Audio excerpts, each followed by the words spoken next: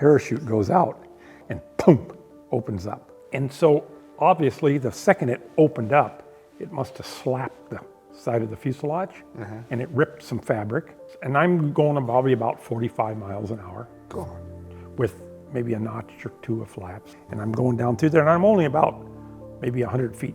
Does it go all over your tail? And I mean, imagining it's just like wrapped around your tail at this point. Welcome to the Coffee in a Hangar podcast. They say longevity builds credibility, and that could not be more true than with my guest, Mike Meekin.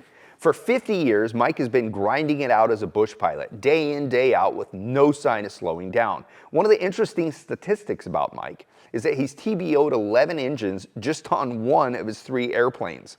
Anyone that's been doing this kind of dangerous mountain bush flying for that long, safely, is someone that I want to learn from. We've actually talked about Mike a lot on this podcast in previous episodes, so I'm really excited to finally have him on. Enjoy. There's no old, bold pilots. What do you think about that saying? I'm going to say there's few old, bold pilots. There's no old, bold pilots. You know, Yeah. That's like we were talking earlier, Mudhole Smith. Yeah. And you read their stories. They had to be bold, or else they would have never got anything done. To take off with a load of freight and to head to Mount Logan up in the Wrangell St. Elias, which wasn't then but is now. That's a long ways. Yeah. I mean, a long ways. And then to land on the glaciers, I've landed on my fair share of those.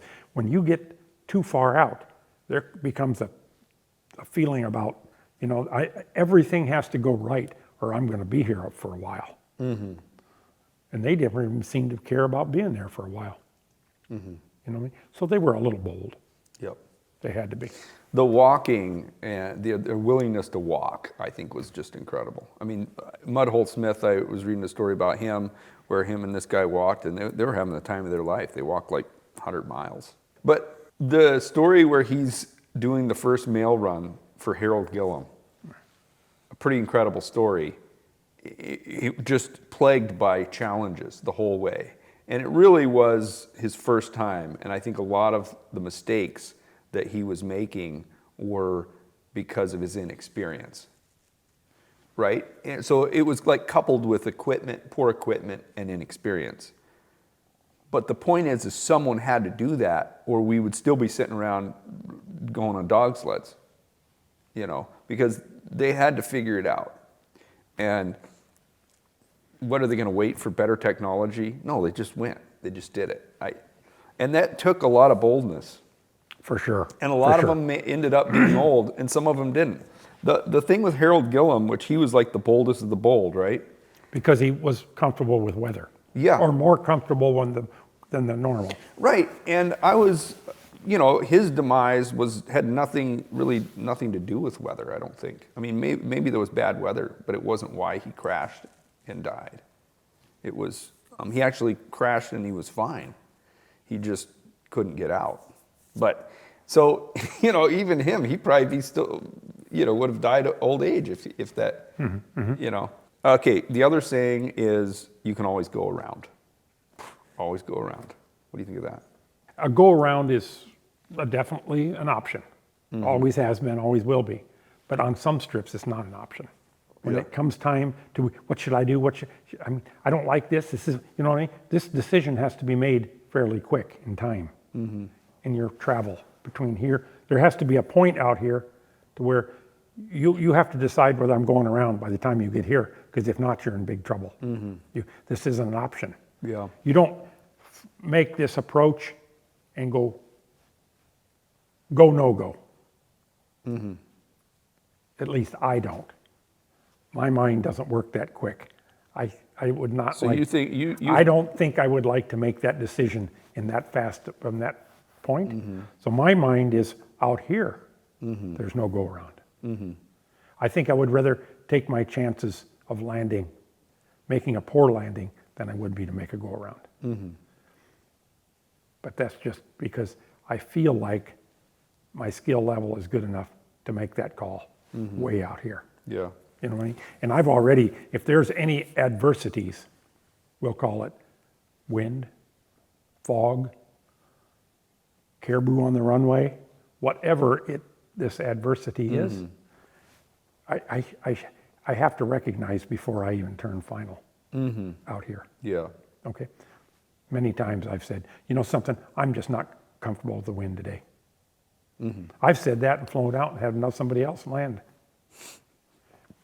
But the point being is that wind might not be there when he got there. And he landed. He hauled some hunters out. But I just wasn't comfortable with it. It just wasn't my day to do that. Yeah. And I'm done with it. Or 50 caribou running across the strip. So when I get there, is there going to be a gap in the caribou? I don't think so. Yeah. I got to call this off back here. Yeah. You know what I mean? So, So go ahead. That's a mindset, is what you're saying. The question I had is, you said, well, I'm comfortable with my skill to know that you can kind of make it work. It might be a hard landing or something. Okay, how does someone know if they learn to fly, they're doing go-rounds at Palmer, they're going out in Connect, doing practice strip, and they're like, I really want to go up and do some whatever, you know. How do they know, one, how do they recognize that this is a no-go round situation? And two, how do they know that they're ready for it? Well, to address the skill level, I think that's, I don't know if this sounds very good, but it's a personal decision. Of course. At this point. They have to be the one that says, you know something, I'm ready for this. And if it's a little touchy and they feel like they're not quite ready, but they're going to do it anyhow, then they have to be able to live with the consequences, which would be a bent airplane, roll up on its back, propellers, whatever. Typically speaking, these landings we're talking about, I don't know how many people they kill. Not hugely. You mean, what landings we're talking about? These short field strips in the mountains. You know what I mean? The plane rolls over. The landing themselves doesn't kill someone, is what you're saying. Exactly. Yeah. You know, unless they do the go-around. The go-around kills them. Yeah. See what I mean? So anyway, so if they go and they choose to do this, you know, so I'm going to master this short field strip. I got to do this for my own well-being. Yeah. You know what I mean? And they go in, and if things aren't just right, and they make a mistake, and they wreck the airplane. Yeah. They got to be willing to live with that. They got to be willing to live with that. So whose fault is this? When I landed on that strip, and there's snow collecting on my wings, and the hunter, I had to hurry him up, and I wrecked the airplane taking off. Why did that happen? Because I chose to do something stupid. Thought patterns of the people flying the plane making good decisions. Yeah. How do you train that? An airline pilot, well-known guy, one of the top pilots for, I think he flew for Delta, big dogs, got a Super Cub. Mike, I want to fly skis. I've never been on skis. Would you take me out and just make a couple landings? I'm not a flight instructor. I said, I don't do this type. But you're my good friend. Why don't we just go out? I'm going to get in the front seat, you get in the back, and you just kind of talk me through this. You know, okay. So we go out. We almost spend the night on a glacier. Probably the closest I've ever been to spending the night on the glacier. But he didn't really have any idea what he was doing. Whose fault is this? Yeah. I kind of would like to take a little bit of responsibility for that because I rode with him. He should have got somebody that was experienced in that. It's hard to find. Yeah, you're just a passenger. I mean, I'm just a passenger at this point. I didn't see, you know what I mean? But still the point being is he didn't have the knowledge to do this to yet. do the decisions.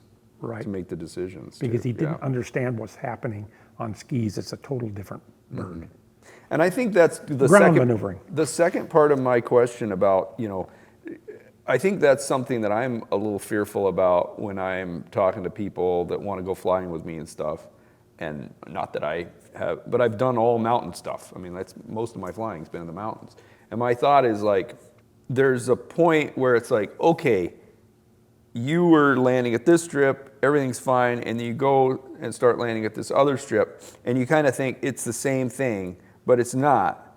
And maybe you don't realize it because it's kind of hard to realize if you're at high altitude and maybe you're a little underpowered or whatever, that you're actually in a pretty vulnerable situation with the terrain and everything and getting turned around in a canyon. Or how do you know this is a no-go round situation?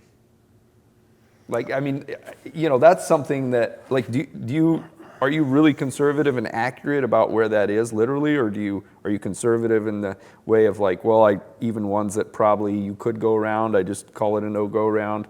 Like, I think, yeah, always. Because like, Always I'll just what? use an example where I landed, and I landed, and I'm looking up, and I'm going, if the wind's coming out of here, this strip is 400 feet long, and I'm going to take off, and I don't think I can outclimb that ridge. Empty. And I'm going to do this with a load, okay? But this has to be something you can either try it, and if you make it, you make it. If you don't, you don't. I didn't do it. I tried it, but I tried it from way back there. I got way down across the wash on skis one day, and I'm going to take off into that mountain, and I cleared the ridge, no problem, by myself. But on wheels, half that distance for a run to take off, the air moving down, I've seen many a Cubs laying on that wash that never made it over that ridge. really? They just land there? Well, they just take off, and you can't outclimb it, and you ain't going to turn. And so they just land. So you might as well just take your beating, land it, and wreck it. Because if you turn, that's what kills you. Yeah. Because now you turn, and it cartwheels or does something, explodes or whatever, that type of thing. Because I picked them up in the CAP. Wow. So anyway, to answer your question, some of these are just what you said. Yes, they might be doable, but they're not. I'm not willing to take the risk to do that, unless I tried it first or something like that. I actually have flown off several strips for several years before I ever mastered taking off uphill. Because for one, I had to get really comfortable. I had to get comfortable with the wind in there to feel it, stuff like that. And then I'd take off, and it's not that bad. But I had to play with it first. I had to feel it. I had to feel the airplane. I had to feel the winds coming out of there to make that, To be honest with you, those winds, if they were coming down right, you'd fly over here to the side of this mountain, and it would be like an elevator, just take you up at 2,000 feet a minute. And now all of a sudden you're looking down at the ground, and you got 4,000 foot of ceiling, or distance between you and the ground. Boy, you can just cruise right out there, no problem. Okay, but you have to. This has to be something you decide with experience, flying in there, feeling that wind. And so I would never do it with a passenger, because I don't think a passenger is paying me to learn whether I can do that with him in there. Yeah. I bet you none of them would be too excited about that. Yeah. No, right? I'm not. I wouldn't be. I wouldn't be. You need to have. So when I had to haul people out of there, even if I flew in there and I got there and I landed and there's too much wind to take off downwind, I'd say, guys, you're going to have to spend another night. And never one of them complained. Yeah. When you're in there feeling things out, that's part of the thing, is to figure out how to gather as much information before you commit into some of those situations, right? Let me tell you one experience that I had. I was landing on this mountain, but it's kind of flat and really rough everywhere, but there's this little knoll on top of the mountain. It's smooth, and I'm going to land on it. Well, this wind was blowing a lot, and I thought, well, I'm going to go land there. But I really, it's so short and kind of comes over like this, that I really wanted to get low, like below the mountain, to land it. And the wind's coming. And so I think I did like 25 passes on this thing. I started here, went over, and I just kept getting a little lower each time, because I thought I'm not just going to crank it around and come in super low, and now I'm committed, and I'm in a downdraft. I don't know what it feels like here. And I just kept doing passes and getting a little lower, 10 feet lower every time, to feel out the wind. And I thought, well, I don't know, I'm so smart for doing that. But I don't know, maybe that's wrong. But my thought with stuff like this is always, don't commit to something you don't have to commit to. Get that information that you can about what the wind's doing. What's your thought on passes? How many passes? I've heard another saying is, if you do 3 passes and you don't like it, go somewhere else. Well, I think that 3 passes is that line in the sand that people talk about. This is my personal thing. Okay, If I explain can't that feel to it me. out in 3, I'm out of here. Yeah. I've made more than 3 at a deal for that same reason For what reason? that you did, because I need to feel confident. Yeah. I need to know there's a lot of rocks down there, and it takes a fair bit of memorization to remember them, because you and me both know it with 35s. Even me, I'm tall, I sit in the seat, but I tell you what, you got to have that plane, you got to have that tail up pretty good. And situations that, like you say, that hilltop thing, a lot more is going on there than I don't even know if you realize. Yeah. Okay, so when you drive up to that thing, you can't see that rocks on the top of the ridge anymore. Yeah. They're totally got to be by memorization, by the rocks that are going by off your peripheral, because you can't see them over the nose, and you don't want to hit those rocks. You need to know when that rock goes by, another the next rock's one's coming up. and Yeah. and then I learned this from the School of Hard Knocks. When you, the takeoff, not so much the landing, but when you bring that plane up and around over here, the gyroscopic perception of the propeller is working way against you. What does that mean? Hey guys, we'll be right back to the podcast after this, but as you know, we make seat upholstery for airplanes. And I thought it would be cool to give you a tour of our seat shop that's right on the other side of this door. Let's check it out. Okay, so this is where we put all of the jobs that are in process. A lot of these are done and ready for shipping. Let's look at how they get to that point. We have patterns for hundreds of different seat models, but if we ever get a seat in here that we don't have a pattern for, the process of making that pattern is actually kind of interesting. This was out of an otter, and we just made this pattern, and so we're gonna show you the process of how that works. So over the years, we have kind of figured out what's comfortable and those shapes and sizes of lumbar and position and things like that. And so what we do is we take those measurements and those already defined characteristics, and we three-dimensionally draft those. This is Jacob, by the way. And we draft them, or he does, into the computer, and we make this thing. And then we can see how the two pieces of foam will interact and how it'll look, and we can kind of visualize how we want the cover to go on that. Then we go to the other program, and we'll actually flatten all those pieces and make the actual patterns. Once we have the patterns done, we'll cut them out on this table. This table is a CNC. It uses a rotor blade or a drag knife that actually cuts against this surface here. And there's little holes in this surface, and that there's a giant vacuum, and it sucks the material down to the table, and then it just cuts it out. So once we've cut the leather out, or the fabric, that's actually only about 10% of the manufacturing process of making a seat like this. There's a lot of little steps that have to be done prior to sewing. And then once you start sewing, there's a lot of tiny little things that need to be done before all the major components come together. And this is where we do all that sewing. Each of our sewing stations has like all the raw materials that they'll need to assemble the seats, like the thread colors, all the threads, the bobbins, the Velcro and things like that. Also, a lot of our seats have decorative stitching, so like an offset larger thread just to make it like pop.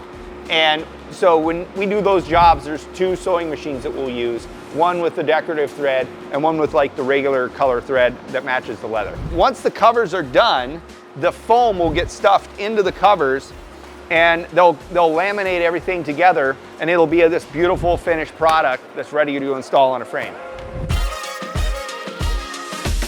All right, guys, that's a short tour of our shop. Thanks for watching. Back to the podcast. Remember, you can just go to sportaircraftseats.com, click on Design and Order. We have a beautiful design tool where you can see exactly what the seats are going to look like. You can play around with different options. Check it out.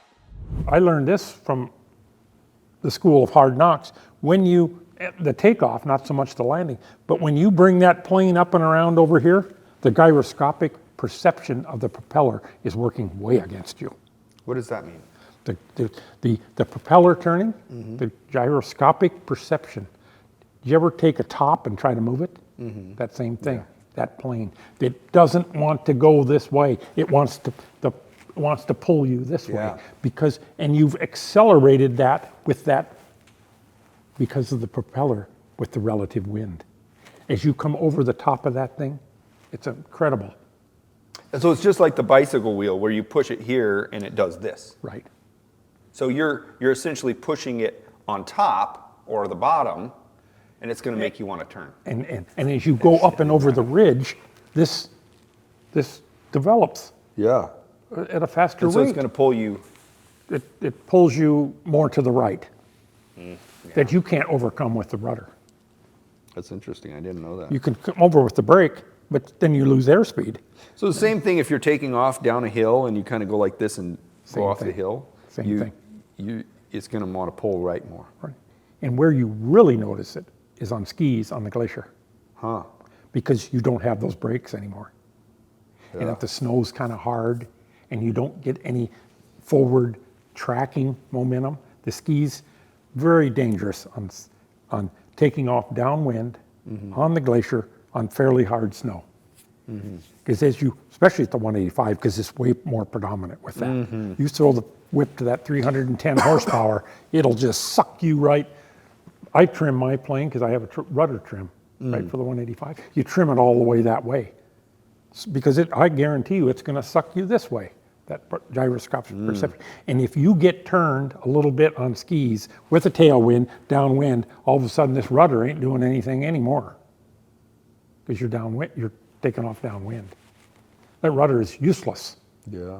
You got to keep this airplane going, straight. Yeah. Because once you start to turn like this, what would happen? The glacier's kind of low, your plane goes like this, the air catches the wing, and all of a sudden you could ground loop that thing pretty good, pretty fast. But that's where you feel it Yeah. more than you would on wheels because you don't have that. Yeah, You can't you don't have that. reach over and slam that brake, right, to straighten you up. You can't. You got to overcome it with rudder. You got to come in really, really slow. So you start down this hill so it doesn't pull you around, and so you get that airspeed going to be able to get that rudder control to keep it going like that. That's you just taught me something that I did not know. I appreciate that. Not that you haven't already today, but. Well, no, it's just, Yeah, that's and those very are the interesting. things, I think I said it earlier, and I would alliterate, is for a guy to go out on his own.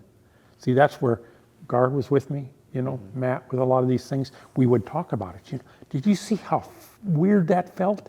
Yeah, I noticed that. What's going on? I mean, we're not all the, it takes things like that. Like guys, I've picked up guys that wrecked the plane and they didn't have a clue why they wrecked it. Easy things like that. I shouldn't say easy because it takes communications, it takes Do you thought feel to like learn some of those things. when you picked them up, were you like, oh, I know what happened there? No, No. not always. I'm always skeptical of people that are like, oh, I remember every detail of every second of this wreck and exactly what happened, and I remember what I did. It's like, did you have rudder in? Were you on your brakes? I wouldn't know that, I feel like. I'm going to say the same. It happens so fast. Yeah. I always thought I would be able to reach up and pull the mixture. Well, that's why I wrecked the plane at Coal Creek. I'm telling you what, that engine was not running, and I didn't shut it off. I mean, the propeller was only that long when I hit the bank on the other side. It whacks it off big time. It Yeah. comes to a screeching halt. Yeah. It ruined the engine, right? But this thing, to be honest with you, the only thing I remember was pulling the flaps. And the next thing I know, I come to a screeching halt. I mean, it just happens Yeah. fast. Yeah. You just don't have time. We're talking, what did that take, 4 seconds? I mean, it's just, not so good. It's like it happens about every year or two. So I have the 2 Super Cubs. One of them has a Cub Crafters fuel system, and one of them has a original Super Cub fuel system. And I do not like the Cub Crafters because they do away with the header tank. Okay, so the fuel is flowing between the tanks. They have an on-off. They do have a left-right, but there's both. An original Super Cub never came with both.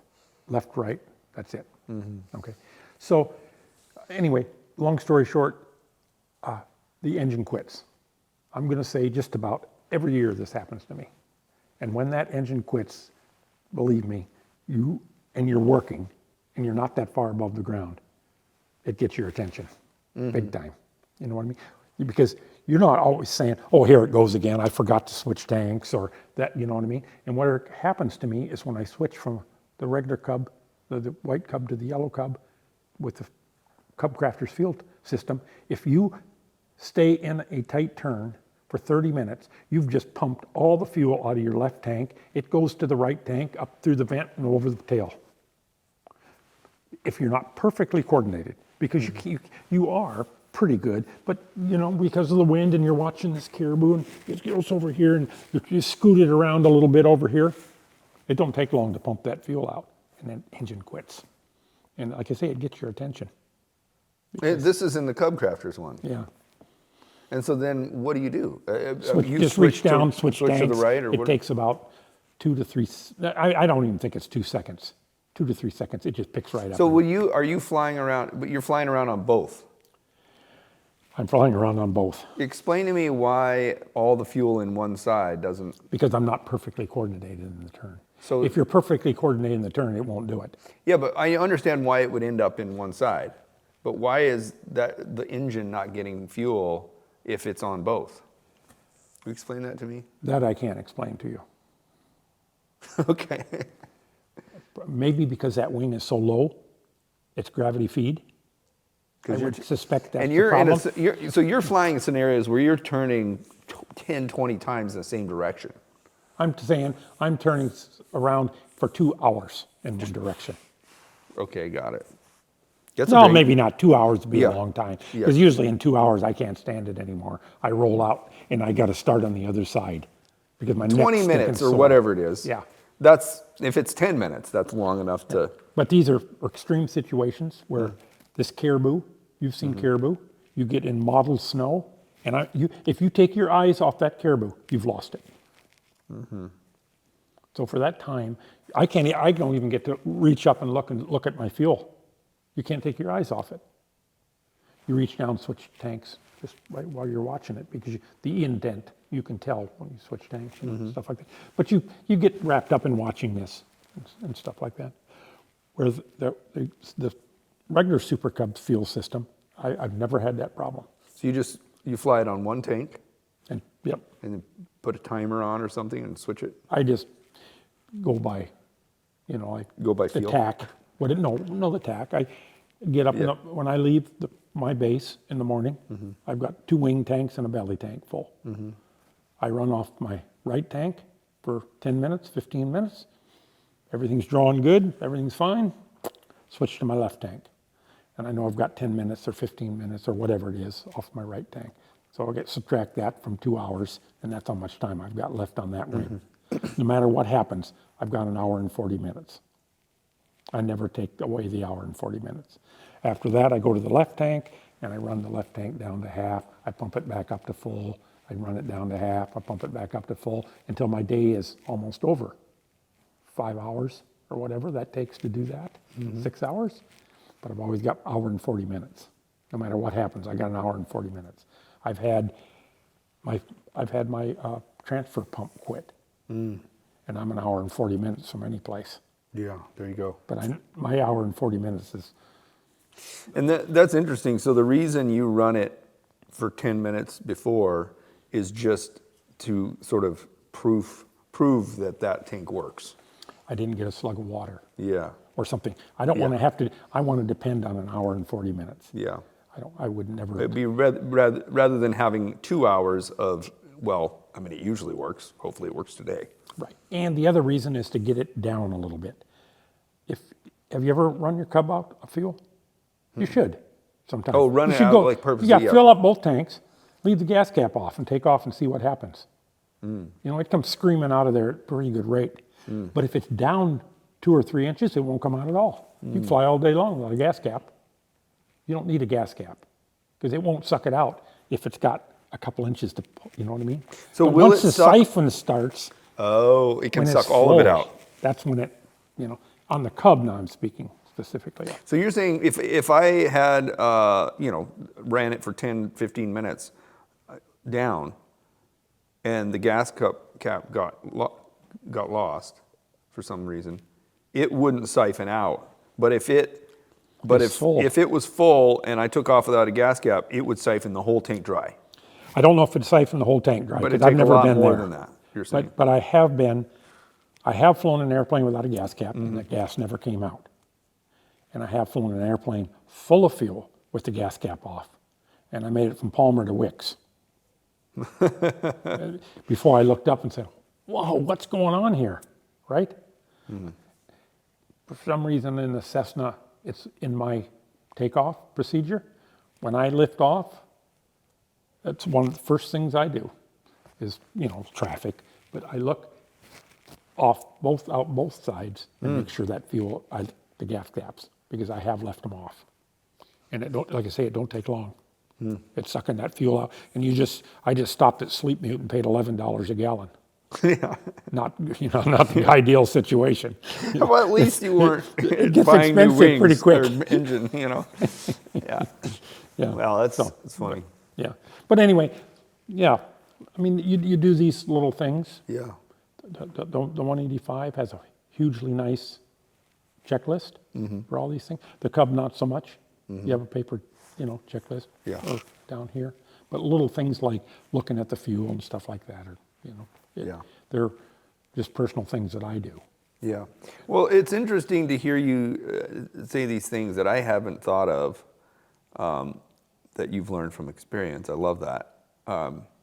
Like the fuel, I didn't know that about the suction of a fuel tank. And yeah. I think And the running around, so this flying that you do, doing surveys, circles, flying, looking at a caribou and following that caribou, are you having someone in the back that's, when you do that? sometimes. Yeah. Sometimes, But sometimes not. you're doing but it by it yourself. takes a special person. So when you're doing it by yourself, are you taking notes on them, or what's the purpose of your tracking them? Okay, so they've been darted by the helicopter with a drug. Okay, if they don't get a reversal, they're going to die. A reversal. Okay, reversal to the drug. It's like an antidote almost? Yeah, right. Okay. So they put the dart animal. It's a specific caribou. We want that specific caribou. They want to put a collar on it. It's already got a collar on it. If it's got a collar on it, it's not so critical because I can find it because I can track to it. But if it doesn't have a collar on it, if I lose that thing, I lose that thing. And it isn't because I haven't lost them. I've had told the helicopter, get over here right away. I can't find this caribou. But the helicopter, he's 10 feet above the ground and he just combs it until he finds it laying there in a little tussock or something, you know what I mean? So I've never lost. And your purpose in this is to track the caribou once it's darted because the helicopter would scare it. It has a tendency to scare it more. They run longer. The adrenaline starts to get through the system. They just don't go down as quick. The optimum is to put a dart in them, get the helicopter away because he's so much noisy. I circle the caribou and I'm pretty quiet. I can come back to 1,800 RPMs and just idle. And then, so how long does it take for that caribou to go down? 6 to 8 minutes, Okay. if everything goes good. If they hit it good, hit it in the muscle where the. So you're saying before about flying for 20 minutes and then your engine quits or whatever. That's like a bad case where they don't go down right Worst away. case. Worst case. Sometimes they'll put a dart in it, and the dart might have deflected. But they just can't keep pumping that air. They just don't keep pumping that animal with drugs because too much drugs is not so good either, right? So this animal, they give it the full time. It doesn't go down in 12 minutes or something. Then it's time to give them another dose. But then each time you give them another dose, you have to stay that much closer because, I mean, they overheat on these drugs. They can't control their heat of their bodies, so they don't. I mean, they're very specific. It isn't like you're out here dealing with 200 caribou and you lose one or two, no big deal. No, everyone's a big deal. Yeah. They're not out here shooting caribou, just, you know what I mean? They're very specific. And the biologists I've worked for are very good about this. Sheep, I mean, very specific. And you don't use drugs on all animals. Like the sheep, we use nets a lot because, you know, the drugs, they just... What are you doing for a sheep if they're using a net? What's the purpose of you? What sort of purpose do you serve? It's not so much. There you're just being, the prime job is just to find the sheep they want, age-wise, So you ram, find it and then say it's over here, they come over. and they come over with the helicopter, zoom over the top, throw a net over it, and I'm done. Until at the end of the day or the close of the work day, then I go and look at each one of them to make sure they're still doing. And we had you go find 600 captures. We had one that it broke its leg in the chase before they put the net on it, and we had to euthanize it. But that's not very. I mean, that was a rare, you know. And the purpose of all this is to gather information or track the herd, or Well, they did a mortality study. We captured the female sheep, and then when they gave birth to the lamb, then we put a collar on the lamb, and you see how long they live. How else you got to mark those animals somehow, you know, and that gave them a good idea of how many. So let's say if optimum is 90% of the ewes are impregnated, and 90% of them give birth, and you lose 50% of them in the first week of birth, not so good. You're not going to grow a sheep population at that numbers, or whatever those numbers are. I don't know all those numbers, Right. But anyway, That makes sense. so that they look at all those things. They look at it for moose the same way, mortality studies. I've done a lot of that, and then they look at them for other some. We captured a lot of Dall sheep looking for viruses, reasons that they die, stuff like that. Taking blood samples. trying to figure out what's going on, because it's declining rapidly, isn't it? Yeah, we put a collar on some grizzly bears one time, and it was amazing. These collars had cameras, and how many moose calves a grizzly bear will eat in a day. In a day? In a day, lots of them. Really? And not all grizzly bears do it. Some grizzly bears don't eat moose calves, but some are almost like they figured it out. It would surprise me if it was one a day. I mean, it was, I can't remember the numbers. But this one was just going and terrorizing every... Oh, we just eat every calf he came upon. Jeez. Because there's not a lot of meat Right. on those little buggers when they're born. They probably aren't like super good at like eating the whole animal either. I mean, I'm guessing bears aren't like... Well, believe it or not, I think they find them in their scat, the hooves. The hooves? The hooves. So, but... As flying those things, I would think that, I mean, for all the years you've been doing that and thousands of hours circling animals, the moose stall, you would be prime suspect to have had one of those by now. So what are your thoughts on that? Well, my thoughts on that is what Agar had made me do. A turnabout a point is an amazing maneuver. It's a commercial maneuver, so some private pilots probably have never had them demonstrated to them.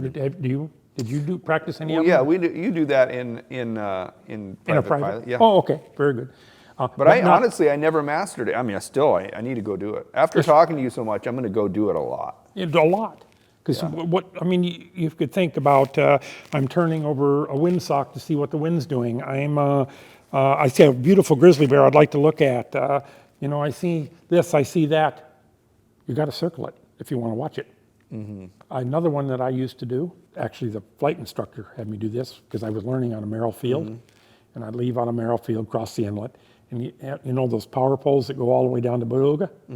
So I would get up on a flight day that I was taking instruction, I would get up. I had to fly to Beluga and back, doing S-turns around those. The whole way? The whole way, out there and back. Oh, that's fun. Which take 45 minutes to an hour. But that was just a warm-up. So you just go the whole way? The whole way, perfect. So when you got between the two towers, your wings were level. And now you start your turn. And you perfectly executed. So when you did the turn about the one on your left, your wings would come level and they'd be pointing at both towers again. Yeah. Perfect. And then sometimes in a 30-mile-an-hour wind, it's a little more than what you think. It takes a fair amount of practice to learn to do that. But that was a warm-up. And those are all maneuvers that taught you for control of the airplane without thinking about it. Yeah. You see what I mean? I know what you mean. I mean, those are, that's what he would do. And then the turn's about a point, I just always felt was the best. And I would go up above my place there to need a repeater, and you'd just find either a rock out in a lake or tree or whatever. And I would got to not very far into this. I would wait for a windy day to practice this, because the windy days are the hard days to do it. It's not really a challenge on a non-windy day. I mean, it's just- Exactly. just You turn- can get the plane set up, and pretty much, if your controls are a little bit stiff, you can get it set up to where it'll just perfectly fly around that. But you add any wind to it at all, and that changes. Now all of a sudden you have to have elevator, and you have to have ailerons. Not so much rudder, but because you got to increase that angle, Yeah. all that stuff. So I'm going to say all that practice helps. Yeah. Now I got more practice because of those animals and doing Yeah. that. Because I, So now you got a moving target, and it's like a wind, and the target is moving. and sometimes the wind would help you. It Yeah. would just keep you. Yeah, you as just the- do as this- coordinated the whole way But the around. and- animals, they very seldom run too far before the time is up to try to give them another dart Yeah. or something like that. Question, Art Warbelow was in here, and he was talking about his incident that he had where he basically was chasing a wolf and he thinks he ran into his own wake. What do you think about that? I mean, you've circled a lot. Have you ever ran into your own wake? Oh, yeah, for sure. Yeah. To counteract that, what I typically like to do is I like to gain a little altitude. So if I, even at turnabout a point, if I go around the turnabout a point and the altimeter never changes, that's when you're going to hit your own wake, because you're at the same level. But I'd like to make this turn and climb maybe 25 feet. Yeah, that's not much. It's not much. You don't need much. You just need to be above the wake on a calm day, okay? So, and I would do 3 or 4 rotations until I get maybe 100 more feet up, and then I'd do the opposite and start to come down. And it seems like you're out of your wake a long time. Because to come around and to get into your wake when you're slow and low, gets your attention. You know, What do you mean it gets your attention? you just, the plane rolls up and you just don't understand, it's, what's going on here? Did I just hit something? Did my aileron just break, or what's going on? Why is this plane pitching like this? Because it's your weight, and it's hard to fly out of it sometimes. Kind of sucks you in. It kind of holds you into this, whatever the winds do, or whatever the air's doing. So it's just not like you've made a circle and hit your own wake at 90 degrees, it bump, and you just come around. Nothing happens. But when you get into this spool, that's one of the other reasons I took off. You've seen Cubs with the droop tips. I had those on there, and that's why I took those off So too. you think those create more of a wake? I know they do. Yeah. Yep. When I used to paraglide a lot, when you say you get sucked into it, I believe that, because when you get like in a thermal's rising column of circling air, and you get in there, and it can feel like it's just dead calm sometimes, but you're going up like 2,000 feet a minute. It's pretty cool. But around there, when you get into the wrong sort of spinning air, it's like it grabs a hold of you. It doesn't want to release you. Yeah, it's weird. And it makes sense. Like if you got in a drain that was doing this, and you wouldn't be able to swim out of it, you just get down in there. Yep. And I think it's similar with that air. It's moving you in a direction and it wants to keep moving you like that. You know what I found amazing on my trip to New Zealand? The water goes in the other direction in the whirlwind.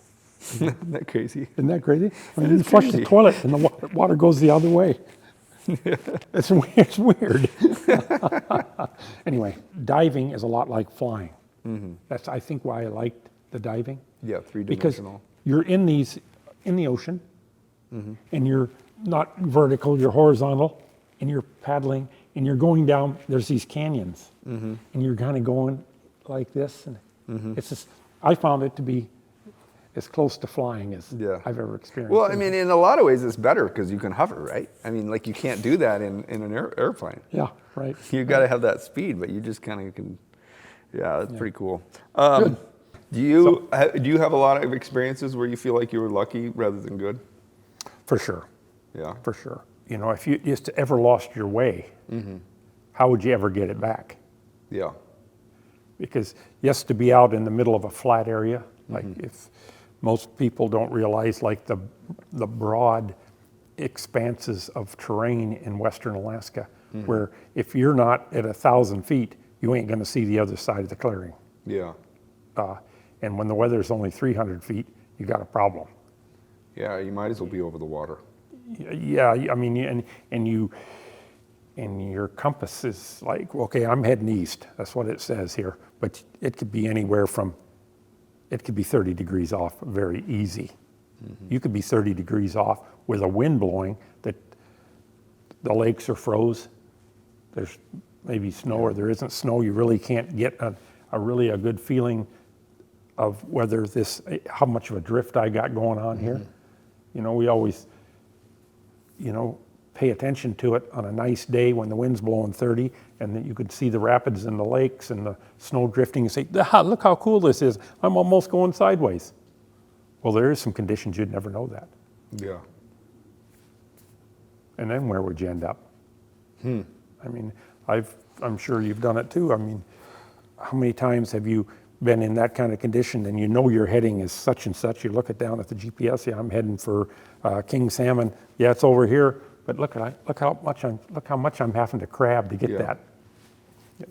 For those guys in those early days, even forget but the Ben Ilesons and the people that flew those, and there's a lot of them out there that flew that country without the GPS and how they had to. There's a lot of creeks. Yeah. And there's a lot of creeks that look the same or very similar, let's say. So either one or two things has to happen. They never got caught out there in bad weather. And if they did, they just landed and Well, we know they did. parked and waited till the weather got better or something. And with communications, I mean, even when I started flying, I always promised my wife that I would get a radio because I flew a state project for the state and they gave me one to put in the airplane, an HF. Yeah. But it only worked if it was cloudy. Conditions weren't really that good. On a clear day, I mean, they were almost useless. Why does it not work when it's clear? I didn't know that. It seems to, at least I've been told, it has something to do with the ionosphere, that the clouds actually, that radio signal hits and bounces back down, where if you don't have any ceiling, it just goes and it's gone. I didn't know that. Today, you look up on the weather cam and you say, hey, the weather cams are down. So you go back and look at the forecast, and then you call and maybe see if a other plane or something. But back before the weather cam, it wasn't in your vocabulary to say, let's look at the weather cam. You just went. Yeah. And when you got there, you either went through it or you didn't. I think certain people are gifted with the ability to maybe push it farther than normal. Certain guys just have a knack in flying in foul weather. Yeah. I've been out there with other pilots before when I said, something, I think I've had enough. And in one case, this guy I was flying with says, oh no, Mike, he said, this is okay, I've got a handle on it. He said, hang in here with me a little bit farther, he said, because I think this is going to break up here pretty quick.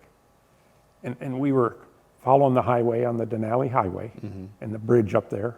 Have you flown across it? He's on one end and I'm on the other and I can't see him, I'm following him. So the bridge isn't a quarter mile long, you know what I mean? It's fairly. So you're behind him, kind of. I'm behind him. I mean, those are conditions that, in the right place, if you're almost even afraid to turn around because you can't turn around. Yeah. You can't make that turn out over the white. Yeah. It's wintertime. You kind of just have to keep going, don't you? If you wanted to get down, you just have to pull the power and just take whatever you get. Yeah, I remember a guy telling me one time, a flight instructor, we were training for night flying. We were practicing, you get a power failure, what are you going to do, and stuff like that. I said, well, we got to turn the landing lights on or whatever. And he goes, well, that's really not really all that important. He said, because my theory is you just turn the landing lights on, and if you don't like what you see, you just turn them back off. There's not a lot there to see, right? You're either going to be in the right place or you're not going to be in the right place, right? I've always thought I'd like to have the landing lights on, just if nothing else to see the ground, right? When you do get that close. I think I would like to see it, yeah. But some people are really good at compartmentalizing their thoughts. You know what I mean? Like they're like, well, that's a thought that doesn't need to exist right now. You know, like all I need to worry about is like airspeed, essentially. Yeah, right. I think part of the thing that makes you someone that people should pay attention to your thoughts and ideas is they see that thing of like longevity builds credibility. You ever heard that term? I haven't, but I like it. I like that term. How many different planes have you flown? I started after I got my commercial, I had a Super Cub. Me and my brother bought together, and then I ended up buying him out of it. Okay, that Super Cub had 1,700 hours on it when we bought it. It has about 26,000 hours on it now. I decided at a young age that I would probably never fly for anybody but myself. So I flew for the Civil Air Patrol. I joined the Civil Air Patrol because I wanted to learn to fly everything I could and to get experience. And I figured there was a lot of older guys that I knew that flew, military, ex-military, type stuff. And I said, they got to have something to teach me. Yeah. Or I hope that I can be smart enough to learn from them. Yeah. And so I joined the Civil Air Patrol. We flew beavers, bird dogs. And to be honest with you, in those days it was cheap flying. Yeah. They paid for the gas. They paid for wow. everything. So all I did had to show up and You just kind of got some hours that way. got some hours that way, right? And then I've owned about 3 different Super Cubs, and I leased a 180 for quite a few years. My brother also had a 180 that we flew. Can you talk about the way you started? You told me a story about how you started, and I think it's interesting. I guess I'd like to know your background a little. Your father was up here. How did your parents get up here? All that stuff. Okay, so my dad was came to Alaska in it was either 44 or 45. I'm drawing a little bit of, anyway, one of those dates. He was in the military. He was actually a bomber pilot, trained to be a bomber pilot. Really? Okay, but never flew a mission. The war got over. He was from Fond du Lac, Wisconsin. Grabbed my mom and a buddy of his and his buddy's wife, and the 4 of them came to Alaska. And he always wanted to be a big game guide. He loved hunting. In those years, he had horses, and he would take hunts right out of the lodge. That was a little bit before my time, So I started helping when I was about 14. I think I was actually 14 when I took out our first hunters on horseback. Wow. And then we would, and that's where the airplanes kind of came in. My dad didn't care for the airplanes. He didn't care for what the airplanes brought to hunting. With the scouting, people could just fly out with an airplane, land, shoot the animal, and be gone. It was, So of course they did away with that, but it's still, there was a certain amount of hunting that was done with airplanes. So we would have, there was a little air taxi operator in the area, and he would fly in and resupply our camps. And then we'd take with groceries from there with the horses, pack them into the mountains or wherever, stuff like that. And that's what we did. So then at some point, aviation comes into the way you guys did business. So it did change it.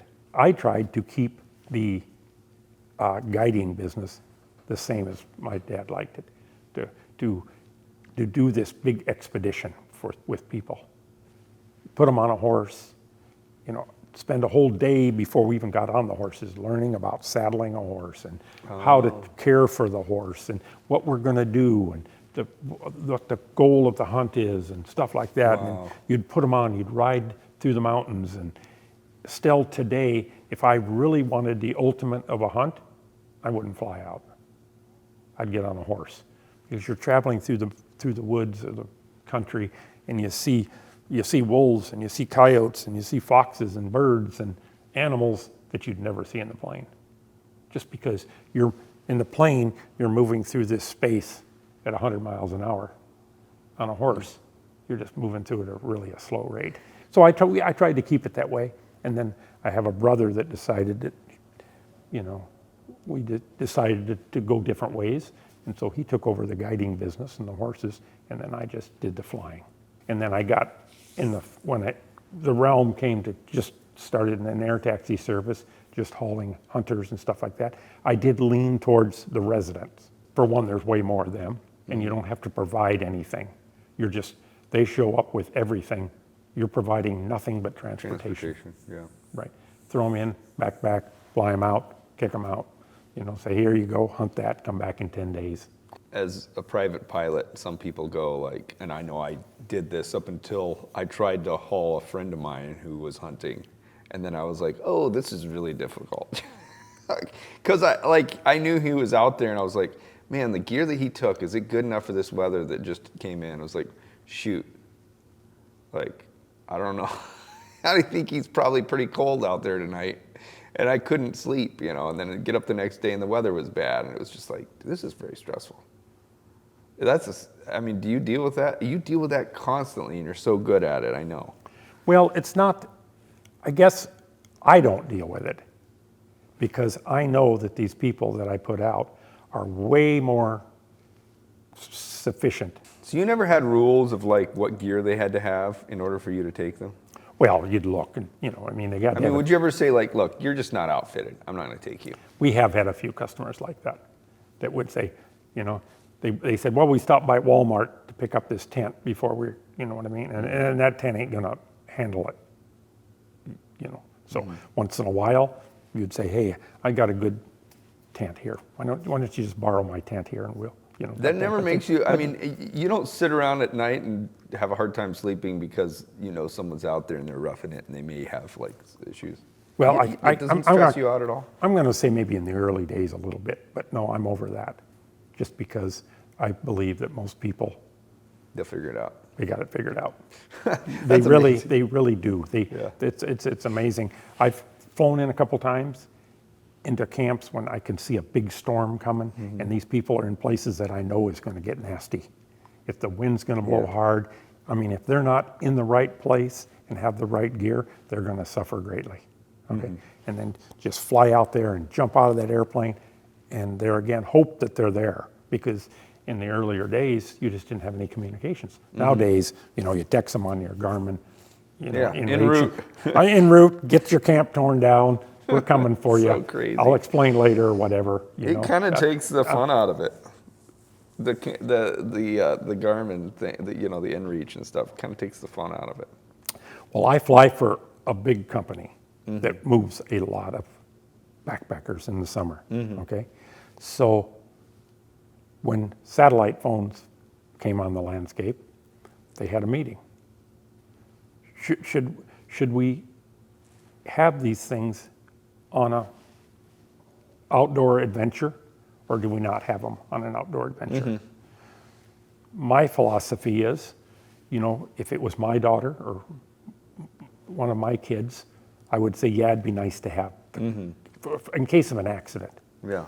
But if you want a true wilderness experience, I don't know if it's the thing to have, because you conduct yourself different. It'd be like if you were a proficient IFR pilot in an IFR airplane in bad weather, all of a sudden you become it's not a big deal. But if you're not IFR rated and you don't have the instruments in the plane, all of a sudden you're going to deal with the situation that you have, right? So same way in the backcountry.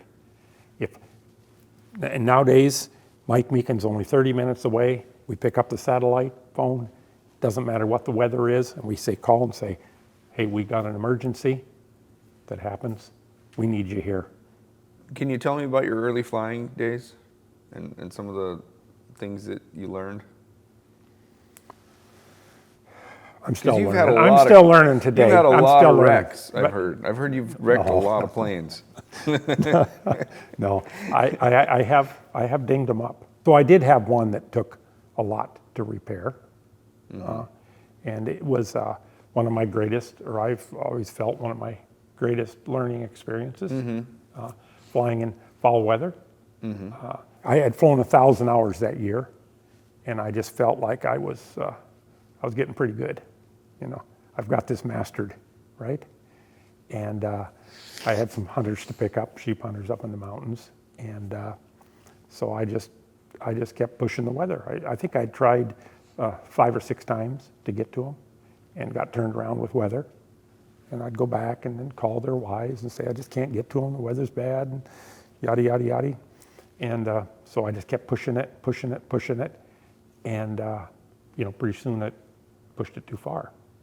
And I landed on the little strip, and they were in the tent.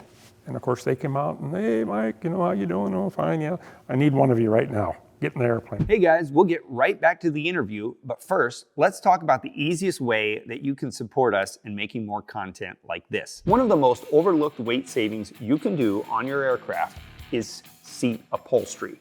In addition to losing an average of 5 pounds and as much as 45 pounds in extreme cases, redoing your seat upholstery will make you more comfortable while you're flying, add value and curb appeal, and can even have added safety margins. We'll talk about the safety features in another video, but for now, let's focus on weight savings. Some old aircraft were built when the upholstery and foam technology was, well, still using horsehair for cushion material. Not to mention that a lot of seats have several layers of upholstery stacked on top of each other. All this can add up to significant weight savings. This customer saved 8 pounds on just his Cessna 170 pilot and co-pilot seats. This customer saved 11 pounds on his Super Cub seats. We just put these seats in Jack's Cub. We saved, what do we save? 11 pounds. 11 pounds. Scotia over 11 pounds. That's pretty awesome.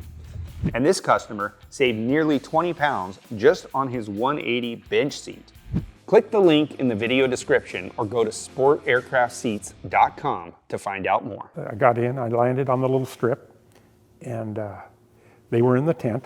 And of course they came out and, hey, Mike, how you doing? Oh, fine, yeah. I need one of you right now. Get in the airplane. Well, it'll take me a minute. No, you're not bringing your gear, nothing. You just grab what you want real quick, get in the airplane because we're going to get out of here. Because it's snowing. It's not good. And so I, he come over and I'm walking up and down the plane, keeping the snow off the wings as best I can. But I don't want to, it's just hard. The wing is a big surface. Yeah. And you can't reach up there and get it all without roping it or something like that. So I'm just keeping it off the leading edge. You're So like, I figure as soon as I start this engine and I start down through here, there's a huge possibility that a bunch of that's going to slip off and be gone. I love that. Well, it doesn't work that way. Huge you know what I mean? possibility. Yeah, right. So I get down to the end of the runway. I get him on board, and I get down to the end of the runway, and of course I kept it right on the ground till I got to the end of the runway because I figured I wanted all the airspeed I could muster, right? And when I jerked them flaps on, it was like there was no wings. I mean, it never even attempted to leave the ground, And of course, by now it's too late to shut it down, so you might as well keep going to see if something will happen, right? And you start whacking alder bushes and stuff like that, and it just flattens the leading edge, and it didn't go so well after that, So we ended up in the pucker brush down through there. So I get out, and believe it or not, it almost quit snowing. The visibility wasn't bad, so I thought, something, if I just would have not been in such a big hurry to get out of here. If you let him get his gear. Right? There was a whole better chance that I would have done better. But anyhow, long story short, that's the way it went. And that got helicoptered out. And that's pretty much the worst thing you've ever done. That's the worst thing, yeah. It's crazy. I mean, I've talked to guys that have been flying as long as you, and they've got countless stories. You know what I mean? And I think that's what I would like to learn from you, and you teach me today, if you can, or at least try to, is how did you do 25,000 or 24,000 hours in one airplane, and that doesn't even mention your other 2 airplanes that you fly? If you ask me today, what is the most important thing that you could do to be a good, safe pilot? Yeah. Would be, say, a good equipment. I went back to school later and got my A&P so that I could do some of that stuff because I could see running an operation at Sheep Mountain. You just don't call the mechanic and have him there in an hour or 2. Yeah, he's doing some other guys' stuff that he scheduled. A condenser in a magneto gets bad and you're only running on one mag. I mean, you can't continue to haul people with that. You have to shut down. Yeah. And when you only have one airplane, you don't really want a lot of shutdowns. Yeah. But I think it's huge. And I've bought a lot of parts at, 50 cents on the dollar because they were used, because maybe I couldn't afford a Yeah. brand new one. Yeah. But today I would never buy a used part, hardly. Why? I always said I would hate to be in a situation where I knew I was going to die aviation-wise, and know that, 3 weeks ago I could have spent $2,000 and this wouldn't be an issue. Right. And maybe it's $10,000 or whatever the amount is. Question is you're barreling into the ground or whatever, and you're like, wow, I have $10,000 in my account that I would gladly give right now to not be in this situation. And that's the way I always looked at it. It's like, well, just spend it. If you've got it, spend it. If you don't, maybe don't go flying. Exactly. Yeah. And there's like another scenario I've looked at through the years is the engine. Yeah. It's probably the most important thing that's bolted onto that. Yeah. It's like your heart, right? You've got to take care of it. And for me, I got talked in one year into changing oil from one type to the other type. And I've put 11 engines into my 7580 Yankee that I had originally. And I've never had a problem. So TBO all of it. TBO'd all of them. Some of them I got TBO extensions. I used to have a permanent TBO extension with the FAA. I would take them apart, display them, show them. Nowhere. These an old 320 Lycoming, 2,000 hours. If you don't get TBO out of that, you're mistreating it, because they will do it. But so I changed this oil, and it's the only camshaft that I ever lost in my whole career.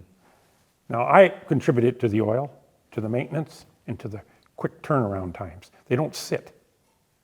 They just don't sit. I work them. I fly them all the time. And for that, this is what you get. You do regular maintenance, and they'll last forever.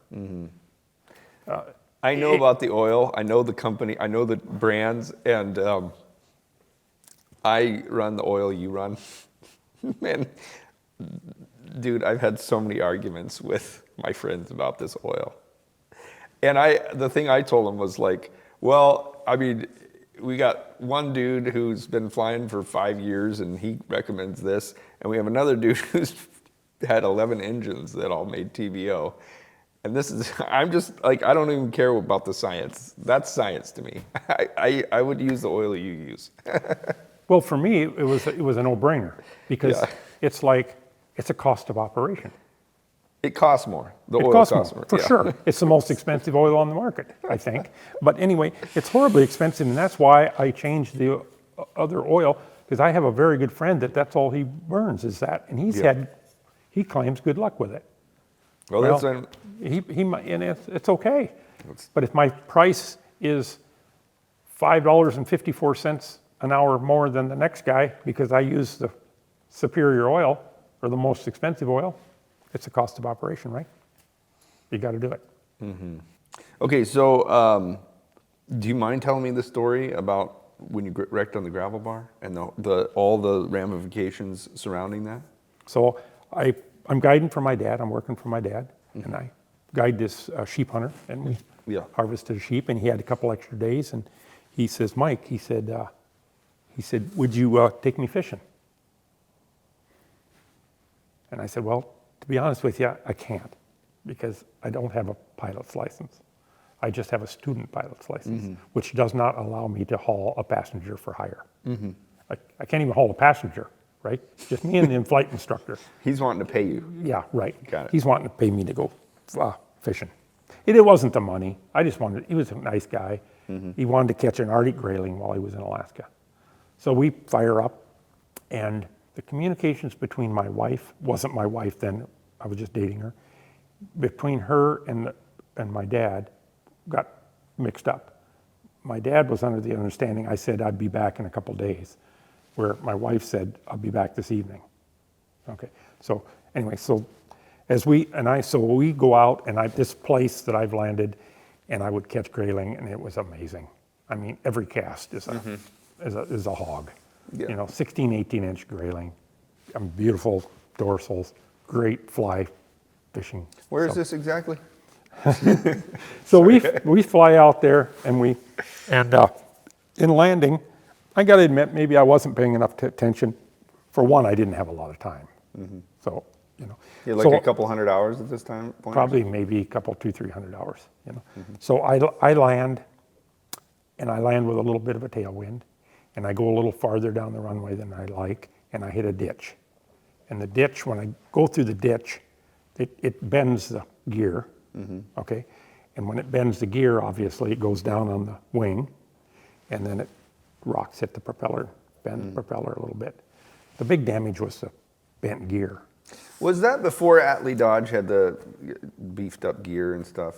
Was that like? I think it was before then. Yeah, I know it was. So we get on the ground and we catch a few fish because I know I'm going to be here the night, so we need some groceries. And by the way, they're thick enough that you can fillet them.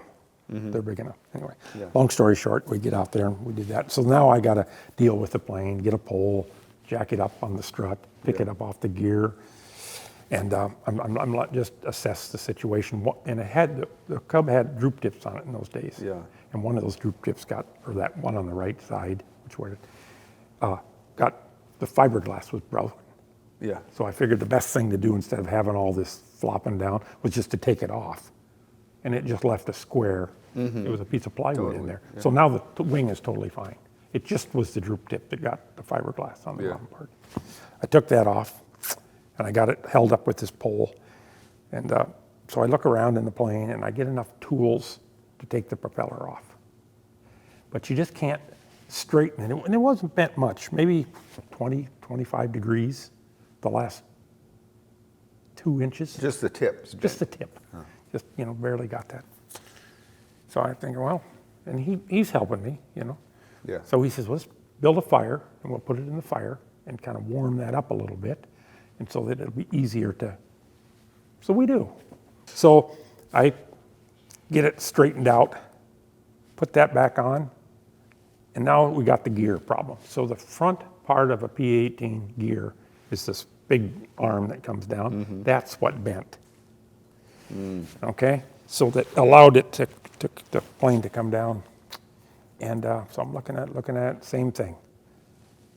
So we put it in the forge, and we get that halfway straightened up. But I do not trust the strength of the integrity of it anymore because it's a lot. Yeah. So plane sitting up, ready to fly. I fired it up, and believe it or not, on the ground, it was pretty smooth. In the air, it probably wouldn't have been, but on the ground, it was pretty smooth. Wow. And so I'm thinking, okay. So I'm standing there, just shaking the plane. You just pick it up, bounce it completely off the tires. So it's bouncing from wingtip to wingtip. I want to be able to make sure that this thing is good and solid. Okay. Yeah. And believe it or not, that gear, that when you heat that metal, you change the, whatever. And so bouncing it like that, and it still had a little crease in the metal, and that's where it gave out the next time, and it falls down. And it's like, well, that didn't work. So the next day we get up and I'm walk up on a ridge there to look around a little bit, and I look down here, and here's an old swamp buggy. They called them swamp buggies. They were military 4x4s with big tires. So somebody had been here before on this river. So I walk down there and I'm pilfering through it, looking around, and there was a brand spanking new number 2 shovel behind the seat. And then I lift up the hood of it, and here's all these hose clamps. So I'm thinking, beautiful. I jacked the plane back up, straightened the gear out again, and I had a little survival gear which had a little string, how you pull for a saw. Oh, yeah. And so I cut the handle off this number 2, and I just laid it right alongside that gear, and I took off every hose clamp I could find, which was about 20, maybe hose clamps or more, quite a few. And I just, sure enough, bounce it again this time. Believe it or not, it held pretty good. Yeah. Yeah, I'm going to fly it. And about that time, here comes that gentleman, Don Deering, a buddy of mine, that later on became a buddy. At that time, he was not my buddy. At the time, he was seen this young guy as kind of infringing on his little business, commercial piloting. Yeah. Because I spoke with him. I flew with him in the CAP, and I told him that's what I wanted to do. So anyway, so he comes flying by, but he ain't gonna land at that spot. Yeah. So he lands about 4 or 5 miles upriver. I hike up there. What do you need? Here's what I need. I need a propeller, and I need a gear to make everything right, and a couple tools, a couple bolts that are kind of bent a little bit. So he said, okay, I'll be back in a few hours. Come back in a few hours. He's got me a new propeller, and he's got the gear and some bolts and stuff. Nice. Everything. So I put this gear on and everything else, but the gear was a little different because they make them different models, 1.25 inch, 1.5 inch axle. They make this, they make that.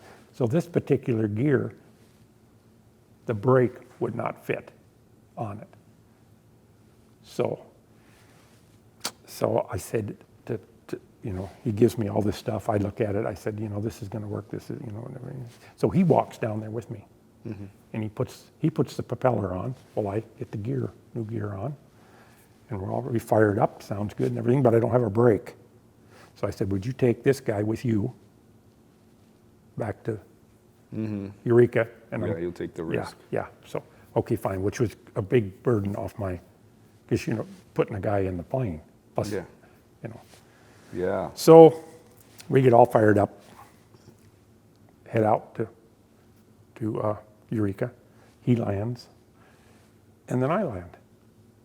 And because it's not that hard to land without a brake. It was a long runway. Yeah. Yeah. I land. We get out, and so these two guys come walking down the runway. So they're from the Federal Aviation Administration. Bingo. Yeah. But Don was the one that called them. Okay. So at the time, he's looking at me and he goes, Mike, I called him and told him you were missing, so they're here looking for that. And he did, but he didn't, anyway, long story short, if he said he had it to do over again, he wouldn't have. Not that I would have wanted to hide anything, but here they are.